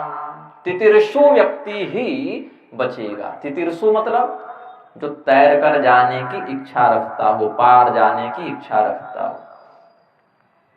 जो व्यक्ति तितिर्षु ही नहीं, पार जाने की इच्छा ही नहीं रखता, उसको यह कष्ट है इसका बोध ही नहीं होता। जब अपने फंसे होने का, अपने कष्ट में होने का बोध ही नहीं, तो वह बाहर जाने की इच्छा क्यों करेगा, पार जाने की इच्छा क्यों करेगा? तो भगवान श्री रामचंद्र जी के जो चरण कमल हैं वो प्लव के समान हैं। प्लव कहते हैं नाव को, जो तैर जाए जल में उसको प्लव, उत्प्लावन बल इत्यादि पढ़े हैं ना विज्ञान में। तो उत्प्लावित जो हो जाए उसको प्लव कहते हैं, नाव को कहते हैं। तो भगवान श्री रामचंद्र जी के चरण कमल ऐसे लोगों के लिए जो भवसागर से पार जाना चाहते हैं, सुदृढ़ नौका के समान हैं, जो भवसागर से पार कर जाएं। सुदृढ़ नौका क्यों? एकमात्र नौका क्यों? बाकी नौकाएं क्यों नहीं? क्योंकि बाकी नौकाओं का आश्रय लेकर जीव निकलने का प्रयास कर चुका था, फिर भी फंसा है। यहां से स्वर्ग चला गया तो लगा कि हम पार निकल गए, लेकिन वहां पर जब पुण्य का नाश हुआ तो वापस यहीं आना पड़ा। फिर थोड़ा और सत्कर्म किया, थोड़े और ऊपर के लोक में गए, महः जनः तपः इत्यादि लोकों में गए, किंतु वहां से भी एक समय बाद आना पड़ गया। बहुत अधिक सत्कर्म करके ब्रह्मलोक तक पहुंच गए, अब तो पहुंच गए ब्रह्मलोक, अब नहीं वापस आना। लेकिन आप ब्रह्म भुवनालोका पुनरावर्तिनोर्जुन, वहां से भी वापस आना पड़ गया। तो नौकाएं हैं बहुत, लेकिन सुदृढ़ नहीं है जो पूरे के पूरे भवसागर से पार करा दे। वो ले तो जाते हैं यहाँ से, लेकिन बीच में ही कहीं डुबा देते हैं। उनकी शक्ति नहीं कि वो भवसागर से पार करा दे। माम प्राप्य न निवर्तन्ते, भगवान को प्राप्त करके वापस नहीं आना पड़ता, वो पूर्णता से उद्धार कर देते, मोक्ष कर देते, पार ले जाते। इसीलिए कहा यत् पादप्लव मेकमेव हि भवान्, एकम एव अस्ति, एक ही है, दूसरा नहीं। भगवान श्री रामचंद्र जी के चरण कमलों का आश्रय। वंदेहं तमशेष कारण परं रामाक्षमीशम हरिम। संपूर्ण पापों का, कष्टों का हरण करने वाले जो हरि हैं, जो इस पृथ्वी पर श्री राम के नाम से विख्यात हैं, उनको हम प्रणाम करते हैं। ये गोस्वामी जी ने भगवान की स्तुति इस भाव से की है। अब संस्कृत में ग्रंथ का परिचय प्रदान किया। 7वां श्लोक जो मंगलाचरण का है, देवभाषा में मंगलाचरण का अंतिम श्लोक इस कांड में लक्षित होता है। नाना पुराण निगमागम सम्मतं यत् रामायणे निगदितं क्वचिदन्यतोऽपि स्वान्तः सुखाय तुलसी रघुनाथ गाथा भाषा निबद्धमति मंजुलमातनोति। क्या कहते हैं गोस्वामी जी? नाना पुराण निगमागम सम्मतम यत्, जितने भी पुराण हैं उनके द्वारा यह ग्रंथ समर्थित है, सम्मत है, किसी पुराण के सिद्धांत से इसका विरोध नहीं है।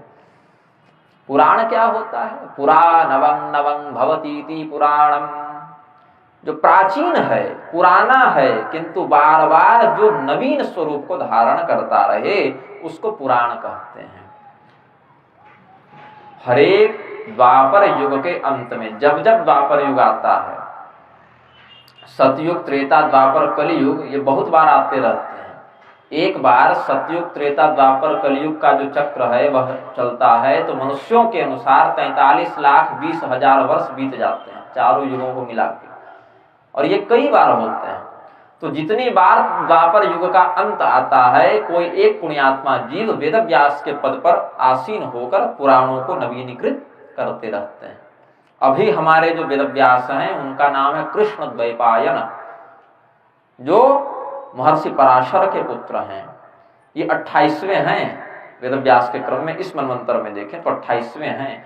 और हमारे वाल्मीकि जी महाराज, जो रामायण के प्रथम लेखक हुए, आदि कवि वाल्मीकि, वे 24वें वेद व्यास थे। 28वें अभी हैं और वो 24वें थे। प्रचेता के पुत्र महर्षि वाल्मीकि 24वें, भृगुवंश में भी उनका एक बार अवतरण हुआ।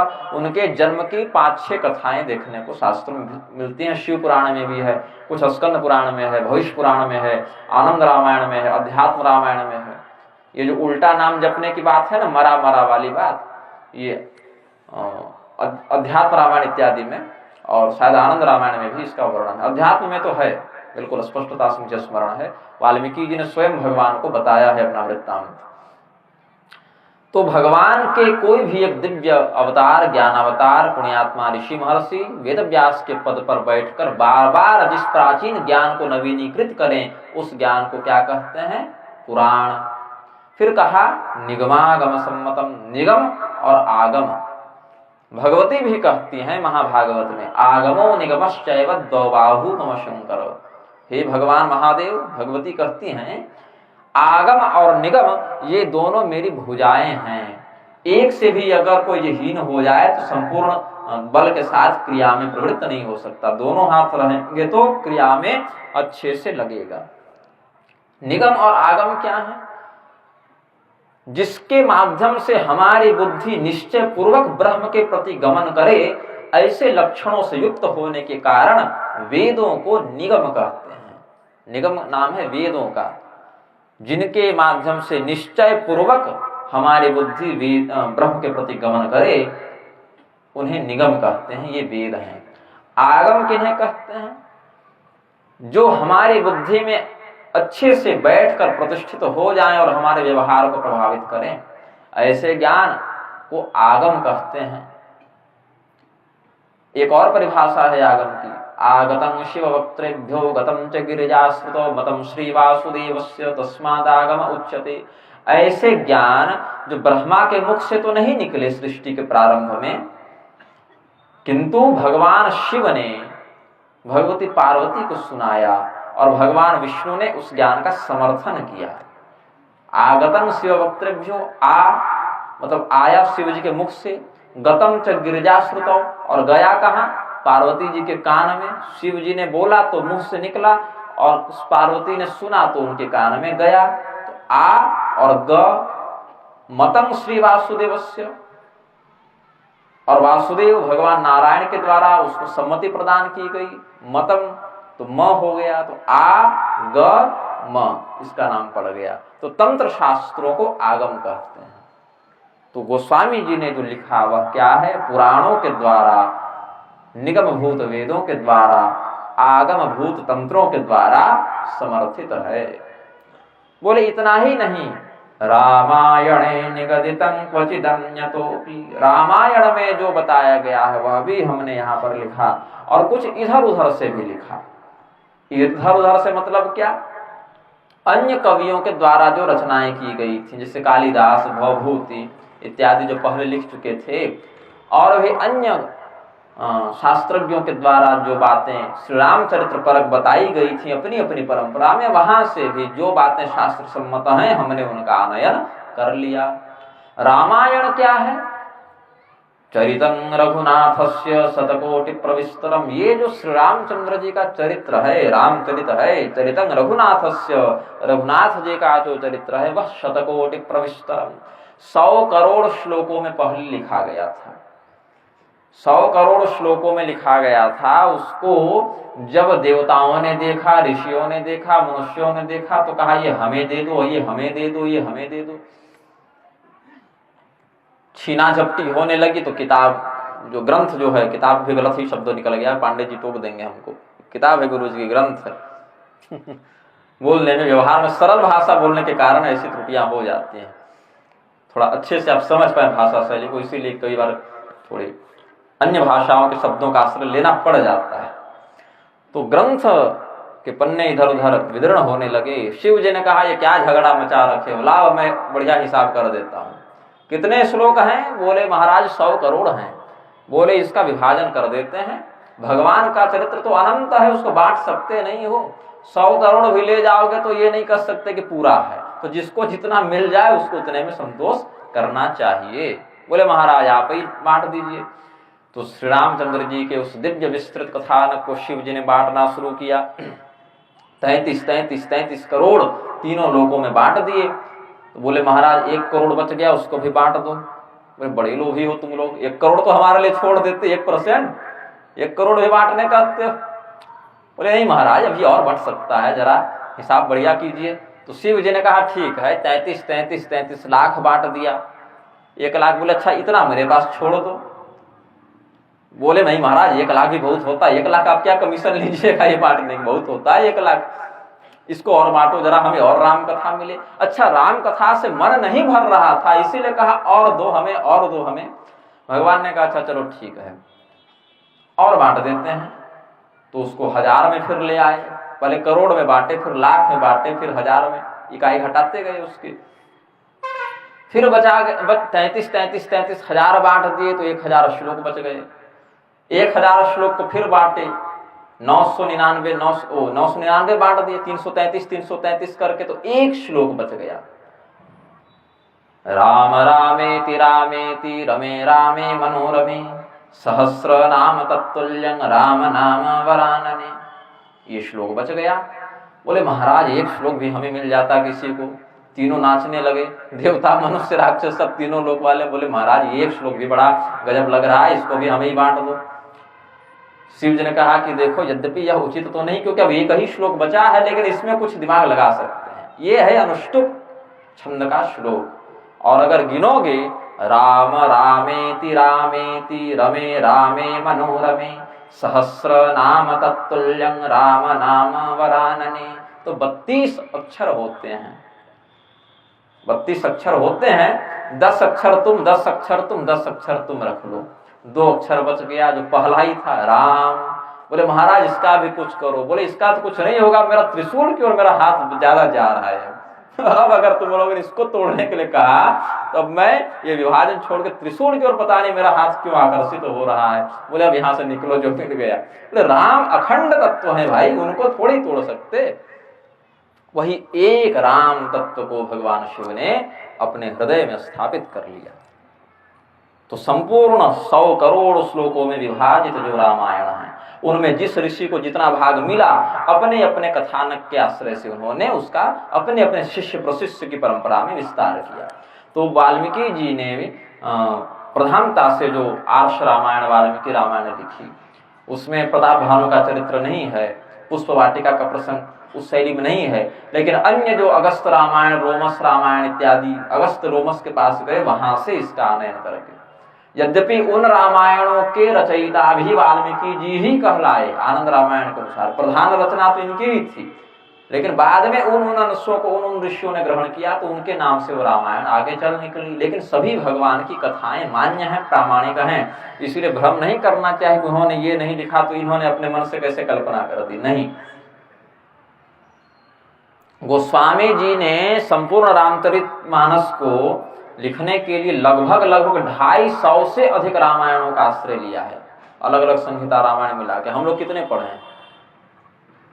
मैं व्यक्तिगत रूप से लगभग 28-29 तक पहुंचा हूं अभी। तब जाकर संतुष्टि कुछ हो जाती कि चलो संपूर्ण शास्त्रों के एक एक शब्द अक्षरशः सत्य हैं, पूर्ण हैं, कल्याणकारी हैं। यदि हम कुछ नहीं समझ पा रहे हैं तो हमारी बुद्धि कमजोर है, ग्रंथ में कोई कमजोरी नहीं है। तो यह कहा गोस्वामी जी ने पुराण से, वेद से, तंत्र से, रामायण से और भी अन्य कुछ जो धर्मशास्त्र हैं जहाँ पर भगवान का चरित्र वर्णित है, जो शास्त्र सम्मत बातें हैं, उसका हमने आनयन करके इस रामचरितमानस में रख दिया। नाना पुराण निगमागम सम्मतम यत्, क्यों इतना परिश्रम किया? स्वांतः सुखाय, कल हम कह भी रहे थे बरेली में, इस विषय पर हमने कहा अपने सुख के लिए किया गोस्वामी जी ने इतना परिश्रम। कोई स्वार्थ नहीं था उनका कि हमारा बहुत नाम हो जाए, हमारे बड़े चेले बन जाएं, या हम इतिहास में बढ़िया विद्वान के रूप से याद किया जाए, या हम कुछ बढ़िया पैसा कमा लें, ऐसा नहीं। हमें यह शरीर मिला, हमारे माध्यम से भगवान की सेवा हो, यह जो स्वांतः सुख होगा उसके लिए गोस्वामी जी ने यह लिखा। और भाषा निबद्ध मति मंजुल मातनोती, मनोहर सरल सुगम भाषा में इसको लिखा। हालांकि गोस्वामी जी ने अपने स्तर से जिसको सुगम मानकर लिखा वो भी जन सामान्य के लिए दुर्गम ही है। एक एक चौपाई पर यहाँ झगड़े हो जा रहे हैं। गोस्वामी जी ने जो लिखा उसके लिए जिम्मेदार है, जो आपने समझा उसके लिए वो जिम्मेदार नहीं है ना। तो गोस्वामी जी ने अपने स्तर से सोचा होगा कि चलो इतना लिखने पर तो ये समझ ही जाएंगे। उनको क्या पता था 500 साल के बाद और भी विशाल सिंह वाले बैल पैदा होने वाले हैं जो इतने सरल भाषा में भी अर्थ का अनर्थ करने बैठ जाएंगे। तो गोस्वामी जी ने अपने स्तर से सोचा होगा कि चलो ये तो सरल ही है। तो उनके स्तर पर भी जो सरल था वह जन सामान्य के लिए यद्यपि कठिन है, किंतु इसमें लालित्य का प्रयोग करने से, भगवान की कथा का विन्यास होने से, और सबसे बढ़कर गोस्वामी तुलसीदास जी की जो लोकोपकारिणी भावना है, करुणा है, उसके कारण विद्वान से लेकर अनपढ़ तक हर व्यक्ति मानस जी का समान रूप से सम्मान करता है और समान रूप से लाभान्वित होता है। अब हम प्रधान कथानक पर चलते हैं। सर्वप्रथम हम यह संस्मरण करते हैं, द्वितीय सत्र में भरद्वाज याज्ञवल्क्य संवाद से आगे कथा का विस्तार करेंगे। 2 प्रकार के प्रयागों का वर्णन गोस्वामी जी ने किया है, जिसमें आध्यात्मिक प्रयाग का वर्णन हम अभी करेंगे और भौतिक प्रयाग में याज्ञवल्क्य भरद्वाज संवाद का आश्रय लेकर फिर श्री राम कथा का विस्तार द्वितीय सत्र से करेंगे। तो अभी आध्यात्मिक प्रयाग का मंगलाचरण के ही प्रसंग में वर्णन करते हैं। सर्वप्रथम गणपति भगवान का संस्मरण करते हुए, सो जो सुमिरत सिद्धि होय, गणनायक करिवर वदन, करौ अनुग्रह सोय, बुद्धिराशि शुभ गुण सदन। भगवान गणपति का स्वरूप वर्णन किया।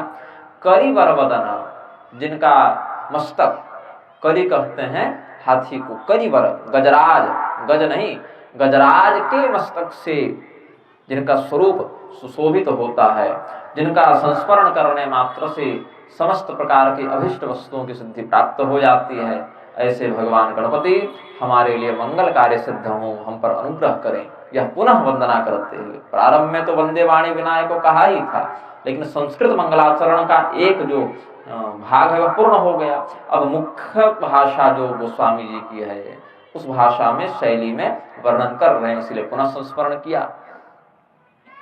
ये जो श्लोक है ये गोस्वामी जी ने मुहूर्त वृंदावन ग्रंथ से लिया है। मुहूर्त वृंदावन ग्रंथ में यही भाव संस्कृत श्लोक में है, गोस्वामी जी ने इसको अपनी भाषा में हमारे लिए लिख दिया। अब पता तो हम मुहूर्त वृंदावन पढ़ने से रहे, हम तो समझते हैं कि नाम भी लोग नहीं सुने, लेकिन उस ज्ञान को गोस्वामी जी ने लिख दिया। तो भले हमें पता नहीं कि ये सब्जी किस खेत में उगी थी, लेकिन खाकर बड़ा आनंद आया महाराज। आगे, मूकं करोति वाचालं पंगुं लंघयते गिरिं यत्कृपातमहं वंदे परमानंद माधवम। इतनी संस्कृत न समझ पाओ कि जिनकी कृपा से गूंगा भी अत्यंत सुघड़ वक्ता हो जाता है, लंगड़ा भी इतना प्रभावशाली धावक हो जाता है कि पहाड़ पर चढ़ जाए, ऐसे अत्यंत कृपाशील भगवान का हम संस्मरण करते हैं, हम प्रणाम करते हैं उनको, जिनके कृपा कटाक्ष से समस्त पाप समूहों का नाश हो जाता है। तो जन सामान्य तो समझेगा नहीं, मूकं करोति वाचालं पंगुं लंघयते गिरिं। तो गोस्वामी जी ने कह दिया मूक होई वाचाल, पंगु चढ़ई गिरिवर गहन, जासु कृपा सो दयाल, द्रव सकल कलिमल दहन। भगवान श्री रामचंद्र जी के दिव्य स्वरूप का संस्मरण करते हुए गोस्वामी जी ने आगे अपने गुरुजनों का संस्मरण किया।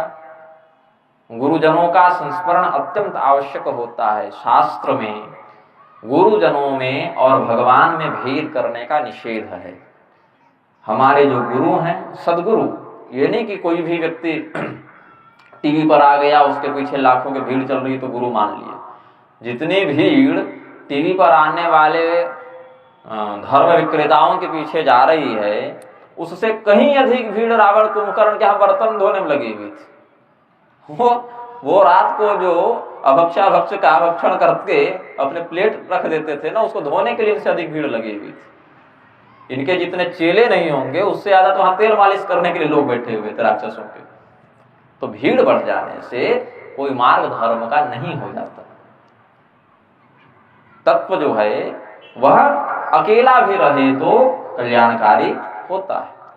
तो अपने धर्मनिष्ठ, धर्म सम्मत आचरण में प्रवृत्त, धर्म सिद्धांतों को शास्त्रीय दृष्टि से समझने वाले, विवेक से संपन्न गुरु और भगवान में भेद नहीं देखा जाता। इसीलिए सद्गुरुदेव भगवान इस प्रकार से संबोधन भी परंपरा में प्राप्त होता है। वह क्या है तत्व जिसके कारण हम गुरु को इतना महिमावान मानते हैं? उनके अंदर ऐसा क्या है कि हम समझते हैं कि गुरु और भगवान में भेद नहीं? तो कहते हैं, श्री गुरु पद नख मणिगण ज्योति, श्री गुरु पद नख मणिगण ज्योति, सुमिरत दिव्य दृष्टि होती, सुमिरत दिव्य दृष्टि होती। गुरु जी के चरण कमलों में, उनके चरण कमलों के उज्ज्वल नखमणि चंद्रिका में इतना प्रभाव है, इतना प्रकाश है, उसका संस्मरण करने मात्र से हमारे हृदय में दिव्य दृष्टि का उदय हो जाता है। दिव्य दृष्टि क्यों आवश्यक है? भगवान श्री कृष्ण महाभारत के युद्ध से पहले ही अर्जुन के पास आ गए थे। युद्ध की सारी योजना, सारी रणनीति साथ में बैठकर भगवान ने पांडवों के साथ निर्धारित की थी। एक सामान्य आकृति में चमड़े की आंख से जितना देखा जा सकता है, भगवान को पांडव देख भी रहे थे, उनसे वैसा व्यवहार भी कर रहे थे। लेकिन भगवान का जो वास्तविक वैभव है, विश्व रूप में जो दिखा, संपूर्ण विश्व में भगवान नारायण ही प्रतिष्ठित हैं, ऐसा विश्वरूप अर्जुन नहीं देख पा रहे थे। तो भगवान ने कहा, न तुमाम शक्य से द्रष्टु मनेनैव स्वचक्षुषा, दिव्यं ददामि ते चक्षुः पश्य मे योगमैश्वरम्। हे अर्जुन, तुम अपनी ओर से प्रयास कर भी लो तो अपने बल से मेरा दर्शन नहीं कर पाओगे। इन चमड़े की आंखों से तुम मुझे नहीं देख पाओगे। क्यों? वेद भगवान ने क्या कहा है? यच्चक्षुषा न पश्यति येन चक्षुंषि पश्यति तदेव ब्रह्मत्वं विद्धि नेदं यदिदमुपासते। इसी को आगे जहां तक गो और गोचर की गति है, वाणी इंद्रियों की गति है, वो सब ब्रह्म नहीं माया है, सो सब माया जाने भाई। भगवान के दिव्य स्वरूप को देखने के लिए इन चमड़े की आंखों में पर्याप्त शक्ति नहीं है। हम इन चमड़े के आंखों से परमात्मा को नहीं देख सकते। परमात्मा को यदि कुछ देखना हो तो इन चमड़े की आंखों की आवश्यकता उन्हें नहीं है, क्योंकि भगवान की शक्ति से ही इन आंखों में देखने की शक्ति आई है, ऐसा वेद भगवान ने कहा। हम इन आंखों से भगवान को नहीं देख सकते, क्योंकि भगवान की शक्ति से ही इन आंखों में देखने की शक्ति आई है। और भगवान को यदि कुछ देखना हो तो उन्हें आंखों की आवश्यकता भी नहीं है। हमें आवश्यकता है देखने के लिए, भगवान को आवश्यकता नहीं है। और हम जब भगवान को देखना चाहें तो क्या होगा? असफल हो जाएंगे। तो कहने लगेंगे कि भगवान होते ही नहीं। नास्तिक बुद्धि अगर हो जाए तो क्या कहेंगे? भगवान होते ही नहीं। हमें बुखार हो गया, हम चले गए डॉक्टर के पास, उदाहरण बता रहा हूं, सही घटना नहीं है, उदाहरण स्वरूप यदि हम पीड़ित हो गए ज्वर से, चिकित्सक के पास चले गए, चिकित्सक ने कहा भाई तुम्हारा तो खून जांचना पड़ेगा, ब्लड टेस्ट करना पड़ेगा, तो हमने अपना खून दे दिया, भाई करो जांच, क्या करोगे? उसने बता दिया आपको मलेरिया है। हमने कहा मलेरिया क्या होता है? बोले कि खून में कुछ विषाणु व्याप्त हो जाते हैं, मलेरिया के जो बैक्टीरिया वायरस हैं वो सब हो जाते हैं, उससे रोग हो जाता है। हमने कहा जरा दिखाओ कैसे दिखता है, तो हमने प्रयास किया तो नहीं दिखा कुछ। बोले तुम्हारे खून को भी देखता हूं, वो है ना फिल्म, इसका भी खून लाल उसका भी खून लाल, भैया लाल तो कुत्ते का भी खून है तो जाके चढ़ा दो, यहाँ तो बाप बेटा का खून मैच नहीं होता, तो नहीं चढ़ाने का नियम है। तो लाल रंग देखकर धर्म के सिद्धांतों पर जो आक्षेप करते हैं, सबई का खून लाल तो सबई वही, ऐसा नहीं होना चाहिए ना। खून तो कुत्ते गधे घोड़े का भी लाल है, तो उसका नहीं ना लगा देंगे। तो भगवान का दर्शन करना उसी प्रकार से संभव नहीं जिस प्रकार से हम अपने ही खून में वास करने वाले नानाविध कीटाणुओं को नहीं देख पाते। इन क्षुद्र जीवों को देखने के लिए जैसे हमें सूक्ष्मदर्शी यंत्र को लगाना पड़ता है, यहाँ तक जो हमारी क्षमता है वही बाधित हो जाती, कीड़ा मकोड़ा ढंग से देखने की औकात नहीं है हमारी, तो जो दिव्यतम परम पुरुष नारायण है उनका दर्शन कैसे हो पाएगा? सामान्य से सामान्य, जिसकी बुद्धि जिसकी शक्ति हमसे बहुत नीचे है, ऐसे कीड़े मकोड़े को भी हम सामान्यतया नहीं देख पाते, अपितु साधन के माध्यम से हम दर्शन करते हैं। तो दिव्य दृष्टि के माध्यम से जब वह हृदय में ज्ञान का प्रकाश उदित होता है, उस ज्ञान के माध्यम से हम उस परमात्मा का दर्शन कर पाते हैं। वह ज्ञान कैसे प्राप्त होता है? सदगुरु के चरण कमलों का संस्मरण करने से प्राप्त होता है। बोले और कोई उदाहरण? बोले देते हैं, अभी तो ग्रंथ लिखना शुरू किए हैं, अभी खत्म कहाँ किए हैं, उदाहरण भरे पड़े हैं। यथा सुवंजन अंजितृग साधक सिद्ध सुजान, कौतुक देखत शैल बना भूतल भूरि निधान। बहुत से ऐसे सिद्ध साधक जन होते हैं जिनको पता होता है कि भूमि के अंदर कहाँ कितनी मात्रा में क्या तत्व छिपा हुआ है। गड़ा धन जो निकालते हैं, निधि प्रदीप, सिद्ध नागार्जुन तंत्र इत्यादि में ये सब विद्याएं मिलती हैं, ये सब ग्रंथों में। सिद्ध नागार्जुन तंत्र में, निधि प्रदीप में, मंत्र महारणवादी में ये सब विद्याएं हैं सुरक्षित लिपिबद्ध रूप से। फिर जिन साधकों ने सिद्ध करके रखा है उनके माध्यम से उसकी सिद्धि अन्य योग्य शिष्य भी प्राप्त कर लेते हैं। तो जो व्यक्ति निधि दर्शन शक्ति से युक्त है, जमीन के अंदर कहाँ सोना गड़ा है, चांदी गड़ा है, या किस तत्व की धातु की खान है, बाहर से ही बता देता है। उसने क्या किया है? जैसे हम काजल लगाते हैं, अंजन लगाते हैं, सुरमा लगाते हैं अपने नेत्रों में, वैसे ही मंत्र की शक्ति से संपन्न अंजन को वह लगाता है और देख लेता है। वैसे ज्ञान रूपी अंजन से जब यह दृष्टि युक्त हो जाती है, वह ज्ञान रूपी अंजन का कार्य सदगुरु के चरणों का रज करता है, तब हमें भी यह जो भौतिक दृष्टि की सीमा है उसमें बंधना नहीं पड़ता। ये दृष्टि की सीमा परमात्मा तक स्वयं पहुंच जाती है। ऐसा गोस्वामी जी ने भाव वर्णन किया। फिर आध्यात्मिक प्रयाग का वर्णन करते हैं। मुद मंगलमय संत समाजू, मुद मंगलमय संत समाजू, जो जग जंगम तीरथ राजू, जो जग जंगम तीरथ राजू। राम भक्ति जहाँ सुर सरिधारा, राम भक्ति जहाँ सुर सरिधारा, सरसई ब्रह्म विचार प्रचारा, सरसई ब्रह्म विचार प्रचारा। वो स्वामी जी वर्णन करते हैं, जैसे इस पृथ्वी पर भौतिक रूप से भी एक क्षेत्र है जिसकी प्रयाग संज्ञा है, हम उसको प्रयागराज के नाम से जानते हैं, ऐसे प्रयाग नदियों के संगम को सामान्यतया कह देते हैं। आप बद्रीनाथ भगवान की ओर जाएंगे तो पंच प्रयाग का क्षेत्र मिलता है। विष्णु प्रयाग है, कर्ण प्रयाग है, रुद्र प्रयाग है, देव प्रयाग है, नंद प्रयाग भी शायद देखे ना कोई, 5 प्रयाग ऐसे हैं उधर। और थोड़ा और आगे बढ़ेंगे तो केशव प्रयाग है, जहां अलकनंदा सरस्वती का संगम है, माना गांव के पास केशव प्रयाग भी है। तो नदियों का संगम जहां हो उसको सामान्यतः प्रयाग के नाम से जानते हैं। ये प्रयागराज हैं, जो जहां भी मेला लगा माघ का हर वर्ष लगता है वो प्रयागराज है, या तीर्थराज प्रयाग है। राज शब्द लगाना है, सतीर्थराजो जयति प्रयाग, या तो प्रयागराज कह दीजिए या तीर्थराज प्रयाग कह दीजिए, राज शब्द का विशेषण वहां लगेगा।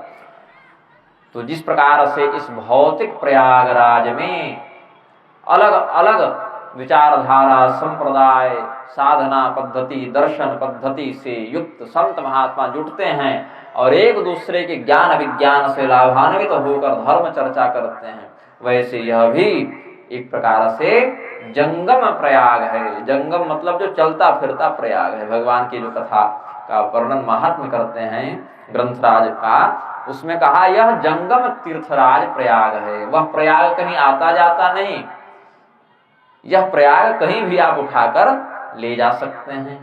राम भक्ति जहां सुरसरि धारा, सरसई ब्रह्म विचार प्रचारा।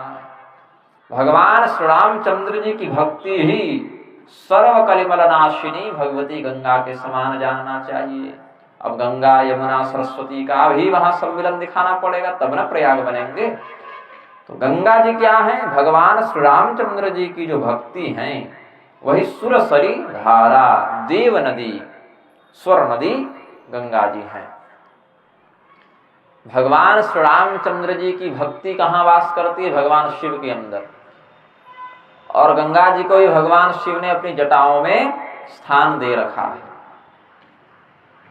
तो भगवान श्री रामचंद्र जी की भक्ति वास कहाँ करती है? ऐसे तो भक्ति का निवास स्थान भक्तजनों के हृदय में बताया गया।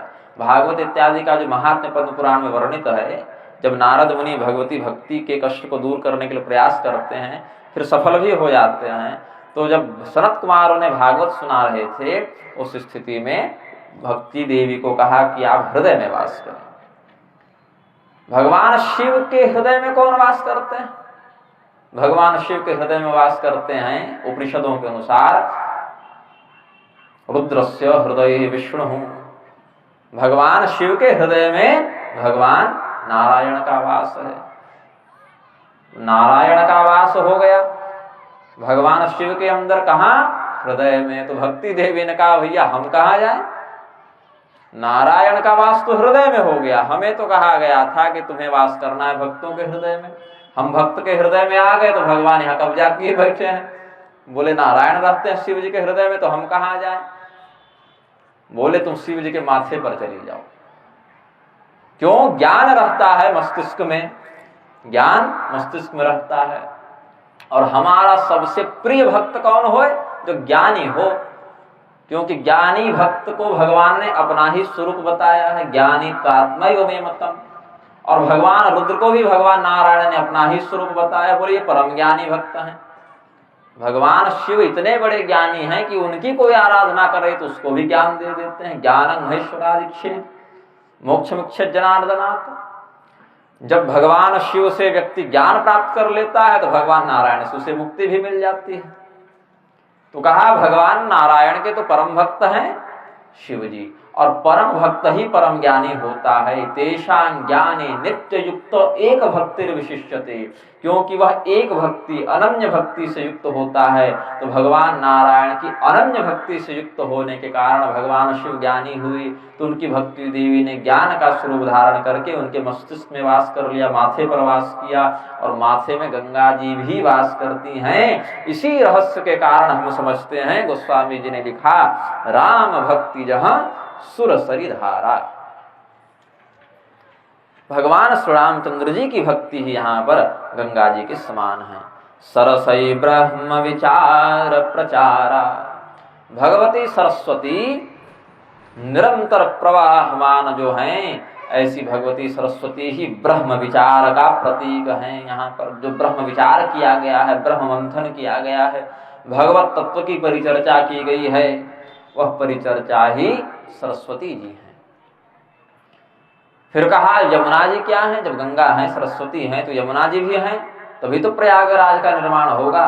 फिर गोस्वामी जी वर्णन करते हैं, विधि निषेधमय कलिमल हरणी, विधि निषेधमय कलिमल हरणी, कर्म कथा रवि नंदन बरनी, कर्म कथा रवि नंदन बरनी, हरिहर कथा विराजत बेनी, हरिहर कथा विराजत बेनी, सुनत सकल मुद मंगल देनी, सुनत सकल मंगल देनी। विधि निषेधमय कलिमल हरणी। इस कलियुग में जो पाप वास करता है, इस कलियुग में जो गंदगी वास करती है, ऐसे कलिमल का नाश करने के लिए आवश्यक है कि व्यक्ति यह जाने कि क्या उचित है, क्या अनुचित है, क्या कर्तव्य है, क्या अकर्तव्य है। तस्मात् शास्त्रं प्रमाणं ते कार्याकार्य व्यवस्थितौ। क्या हमें करना है और क्या हमें नहीं करना है, इसमें कौन प्रमाण है? शास्त्र प्रमाण है। अपने मन से हम नहीं सोच सकते कि ये सही है और ये गलत है। फिर सोमः सूर्यो यमः कालो महाभूतानि पंचच। सूर्य, चंद्रमा, यमराज, काल, आकाश, वायु, अग्नि, जल और पृथ्वी, ये 9 तत्व जो हैं वे जीव के शुभ और अशुभ कर्मों के साक्षी हैं, उनके गवाह हैं। तो प्रथम साक्षी कौन है? जगत साक्षी भगवान सूर्य और सूर्य पुत्री भगवती कालिंदी, भगवती यमुना, रवि नंदिनी भगवती यमुना किसका स्वरूप है? जो विधि और निषेध है, क्या उचित क्या अनुचित, इसका जो विवेचन किया गया उसी का स्वरूप है। क्योंकि जो सब देख रहा है उसे कुछ नहीं छिपा, तो वही बताएगा ना, तुमने ये सही किया, तुमने ये गलत किया, इसको ऐसे करना था, इसको ऐसे करना था। तो विधि और निषेध में जो है ज्ञान, विवेक, कर्तव्य विवेकस्य विभाजका बुद्ध्यानां पंडा शास्ति यस्मिन् सैव पंडितः। जो कर्तव्य और अकर्तव्य के मध्य, धर्म और अधर्म के मध्य, उचित और अनुचित के मध्य भेद करने का विवेक है, उसी विवेक बुद्धि को पंडा कहते हैं। वह पंडा नाम वाली विवेक बुद्धि जिसमें रहती है उसको पंडित कहते हैं। तो विधि निषेध से युक्त जो इस शास्त्र में वर्णित बातें हैं, उनको तुम यमुना जी का स्वरूप जानो, यह गोस्वामी जी का भाव बना। बोले कि फिर वेणी, 2 नदियों के मध्य में स्थान भी होता है। 2 नदियां एक जगह मिली तो एक बीच में स्थान का उन्होंने निर्माण किया, जिधर से 2 धाराएं बहकर आई तो बीच में एक अवकाश बना। तो गंगा यमुना के मध्य, यमुना सरस्वती के मध्य और सरस्वती गंगा के मध्य, ये 3 वेणियां बनती हैं। इसमें अब तो 2 ही वेणी दिखने को मिलती है कलियुग में। सरस्वती की वेणी का तो लोप हो गया ना, 2 ही वेणी बनती हैं। तो अब ये 2 वेणियां किसका प्रतीक है? हरिहर कथा विराजति वेणी। एक को भगवान शिव की कथा का और एक को भगवान नारायण की कथा का, हरिहर कथा। तीसरी वेणी जो सरस्वती वाली थी, सरसई ब्रह्म विचार प्रचारा, वह लुप्त है, गुप्त है, बाहर से देखने में दिखती नहीं है। उसके लिए ज्ञान बुद्धि से अंदर अवगाहन करना पड़ेगा, तब उसका साक्षात्कार होता है। भगवान विष्णु और भगवान नारायण की वेणी, भगवान शिव की वेणी प्रत्यक्ष है। हरिहर कथा विराजति वेणी। बोले इस प्रकार से भगवान की कथा को ही संपूर्ण पापों का नाश करने वाले तीर्थराज प्रयाग का रूपक बनाते हुए गोस्वामी तुलसीदास ने वर्णन किया। और अंत में बहुत ही सुंदर, जो बहुत प्रसिद्ध चौपाई भी है मानस जी की, बहुत सुंदर उपदेश किया हम जीवों पर कल्याण करने के लिए। बिनु सतसंग विवेक न होई बिनु सतसंग, विवेक न होई राम कृपा बिनु सुलभ न सोई, राम कृपा बिनु सुलभ न सोई सतसंगत मुद मंगल मूला, सतसंगत मुद मंगल मूला सोई फल सिद्धि सब साधन फूला, सोई फल सिद्धि सब साधन फूला। यह जो सत्संग लाभ तीर्थराज प्रयाग में मिलता है, इस आध्यात्मिक प्रयागराज में जो सत्संग लाभ मिलता है सज्जनों को, वह ऐसे नहीं मिल जाता कि गए और मिल गए। प्रयाग में व्यक्ति चला भी जाए तो आवश्यक नहीं धर्म करके ही लौटेगा, वहां पर जाने के बाद ही प्रभुत्व प्रपंच देखने को मिल सकते हैं। इसीलिए सतर्कता पूर्वक धर्म का आचरण करना चाहिए, तब भगवान की कृपा प्राप्त होती है। भगवत कृपा के बाद ही सत्संगति मिलती है। ऐसे सोते जाते जागते कोई सत्संगति का लाभ प्राप्त नहीं कर सकता। सत्संगति के बिना विवेक का उदय होना संभव नहीं है, क्योंकि यदि सत्संगति के बिना ही विवेक का उदय हो जाता तो कोई व्यक्ति अविवेकी नहीं होता। ऐसे ही वह विवेकपूर्ण निर्णय ले लेता, संसार में कोई अधर्म ही नहीं होता। लेकिन विवेक भी बड़ा दुर्लभ है, विवेक ऐसे सोते जागते प्राप्त नहीं हो जाता, उसके लिए सत्संगति की आवश्यकता है। सत्संगति भी ऐसे ही नहीं मिल जाती, उसके लिए भगवत कृपा की आवश्यकता है। भगवत कृपा के लिए क्या करो? भगवत कृपा के लिए दो बातें प्रधान हैं। पहला निर्मल हृदय, दूसरा निर्मल आचरण। दोनों में अंतर है। हो सकता है कोई व्यक्ति का हृदय निर्मल हो, अंदर से छल कपट नहीं करता हो, किंतु उसका धर्माचरण में मन नहीं लगता हो, आलस के कारण, प्रमाद के कारण, ऐसा हो सकता है। और कोई व्यक्ति ऐसा हो जो बाहर से तो बड़ा सुंदर पूजा पाठ धर्माचरण करे, खूब व्रत दान तपस्या किया करे, यज्ञ इत्यादि किया करे, किंतु हृदय में छल कपट भरा हुआ हो। तो दोनों ही स्थिति में ऐसे व्यक्ति को कल्याण नहीं मिलता। आचरण और हृदय दोनों में निर्मलता हो जाएगी, तब भगवान श्री रामचंद्र जी की कृपा प्राप्त हो जाएगी। जब वह कृपा प्राप्त हो जाएगी तब वह कृपा सत्संगति के रूप में फलित होगी।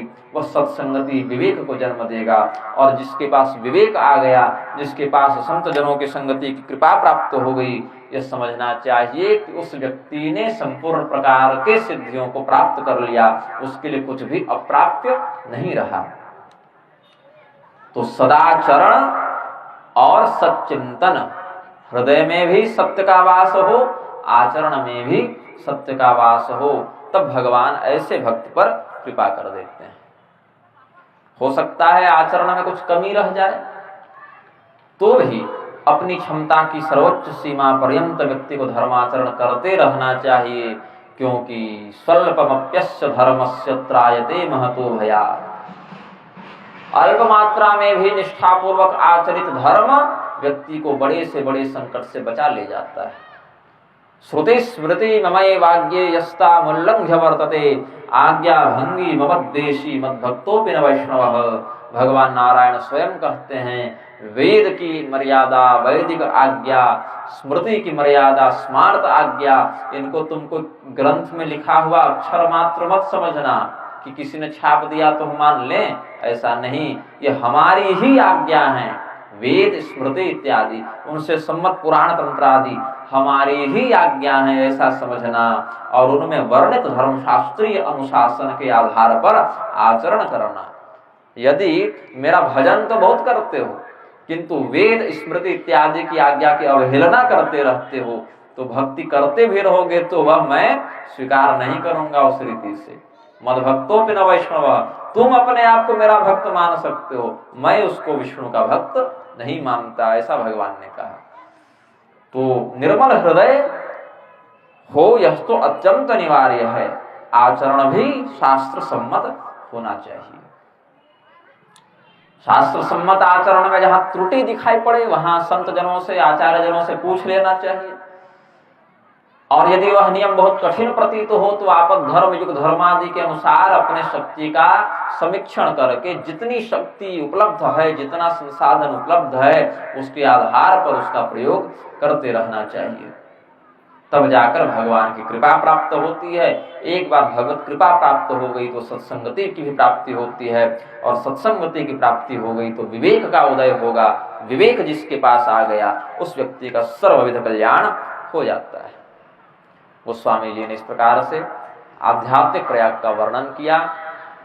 ये सत्र कितने बजे तक चलाने का आपका विचार, उसी के आधार पर प्रसंग का निर्माण करेंगे, क्योंकि 5 बज गए हैं। अब अगर 5 बजे तक का ही है ना, फिर आगे कथा भरद्वाज आगे और संवाद पर अभी अगर घुस जाएं तो फिर वह विषय आगे बढ़ जाएगा। तो अगले सत्र में उस कथा कहते हैं 3 से 5 और उधर 7 से 9, क्या विचार है? 8 से 10, 9:30 तक, ठीक है, ठीक है। तो शेष प्रसंग पर उपाख्यान परक अब लेकर चलूंगा। अभी सिद्धांत परक थोड़ी नींव बना दिया हूँ, नींव में ज्यादा मेहनत लगती है। एक बार नींव बन जाए, ऊपर कुछ आ जाए तो दीवारें जल्दी जल्दी बन जाती हैं। फिर तो प्रथम सत्र में हमने सिद्धांत की नींव डाल दी है, ज्ञान परक नींव डाल दी है।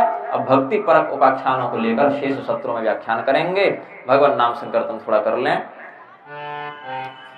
श्री राम जय राम जय जय राम, श्री राम जय राम जय जय राम, श्री राम जय राम जय जय राम, श्री राम जय राम जय जय राम, श्री राम जय राम जय जय राम, श्री राम जय राम जय जय राम, श्री राम जय राम जय जय राम, श्री राम जय राम जय जय राम, श्री राम जय राम जय जय राम, श्री राम जय राम जय जय राम,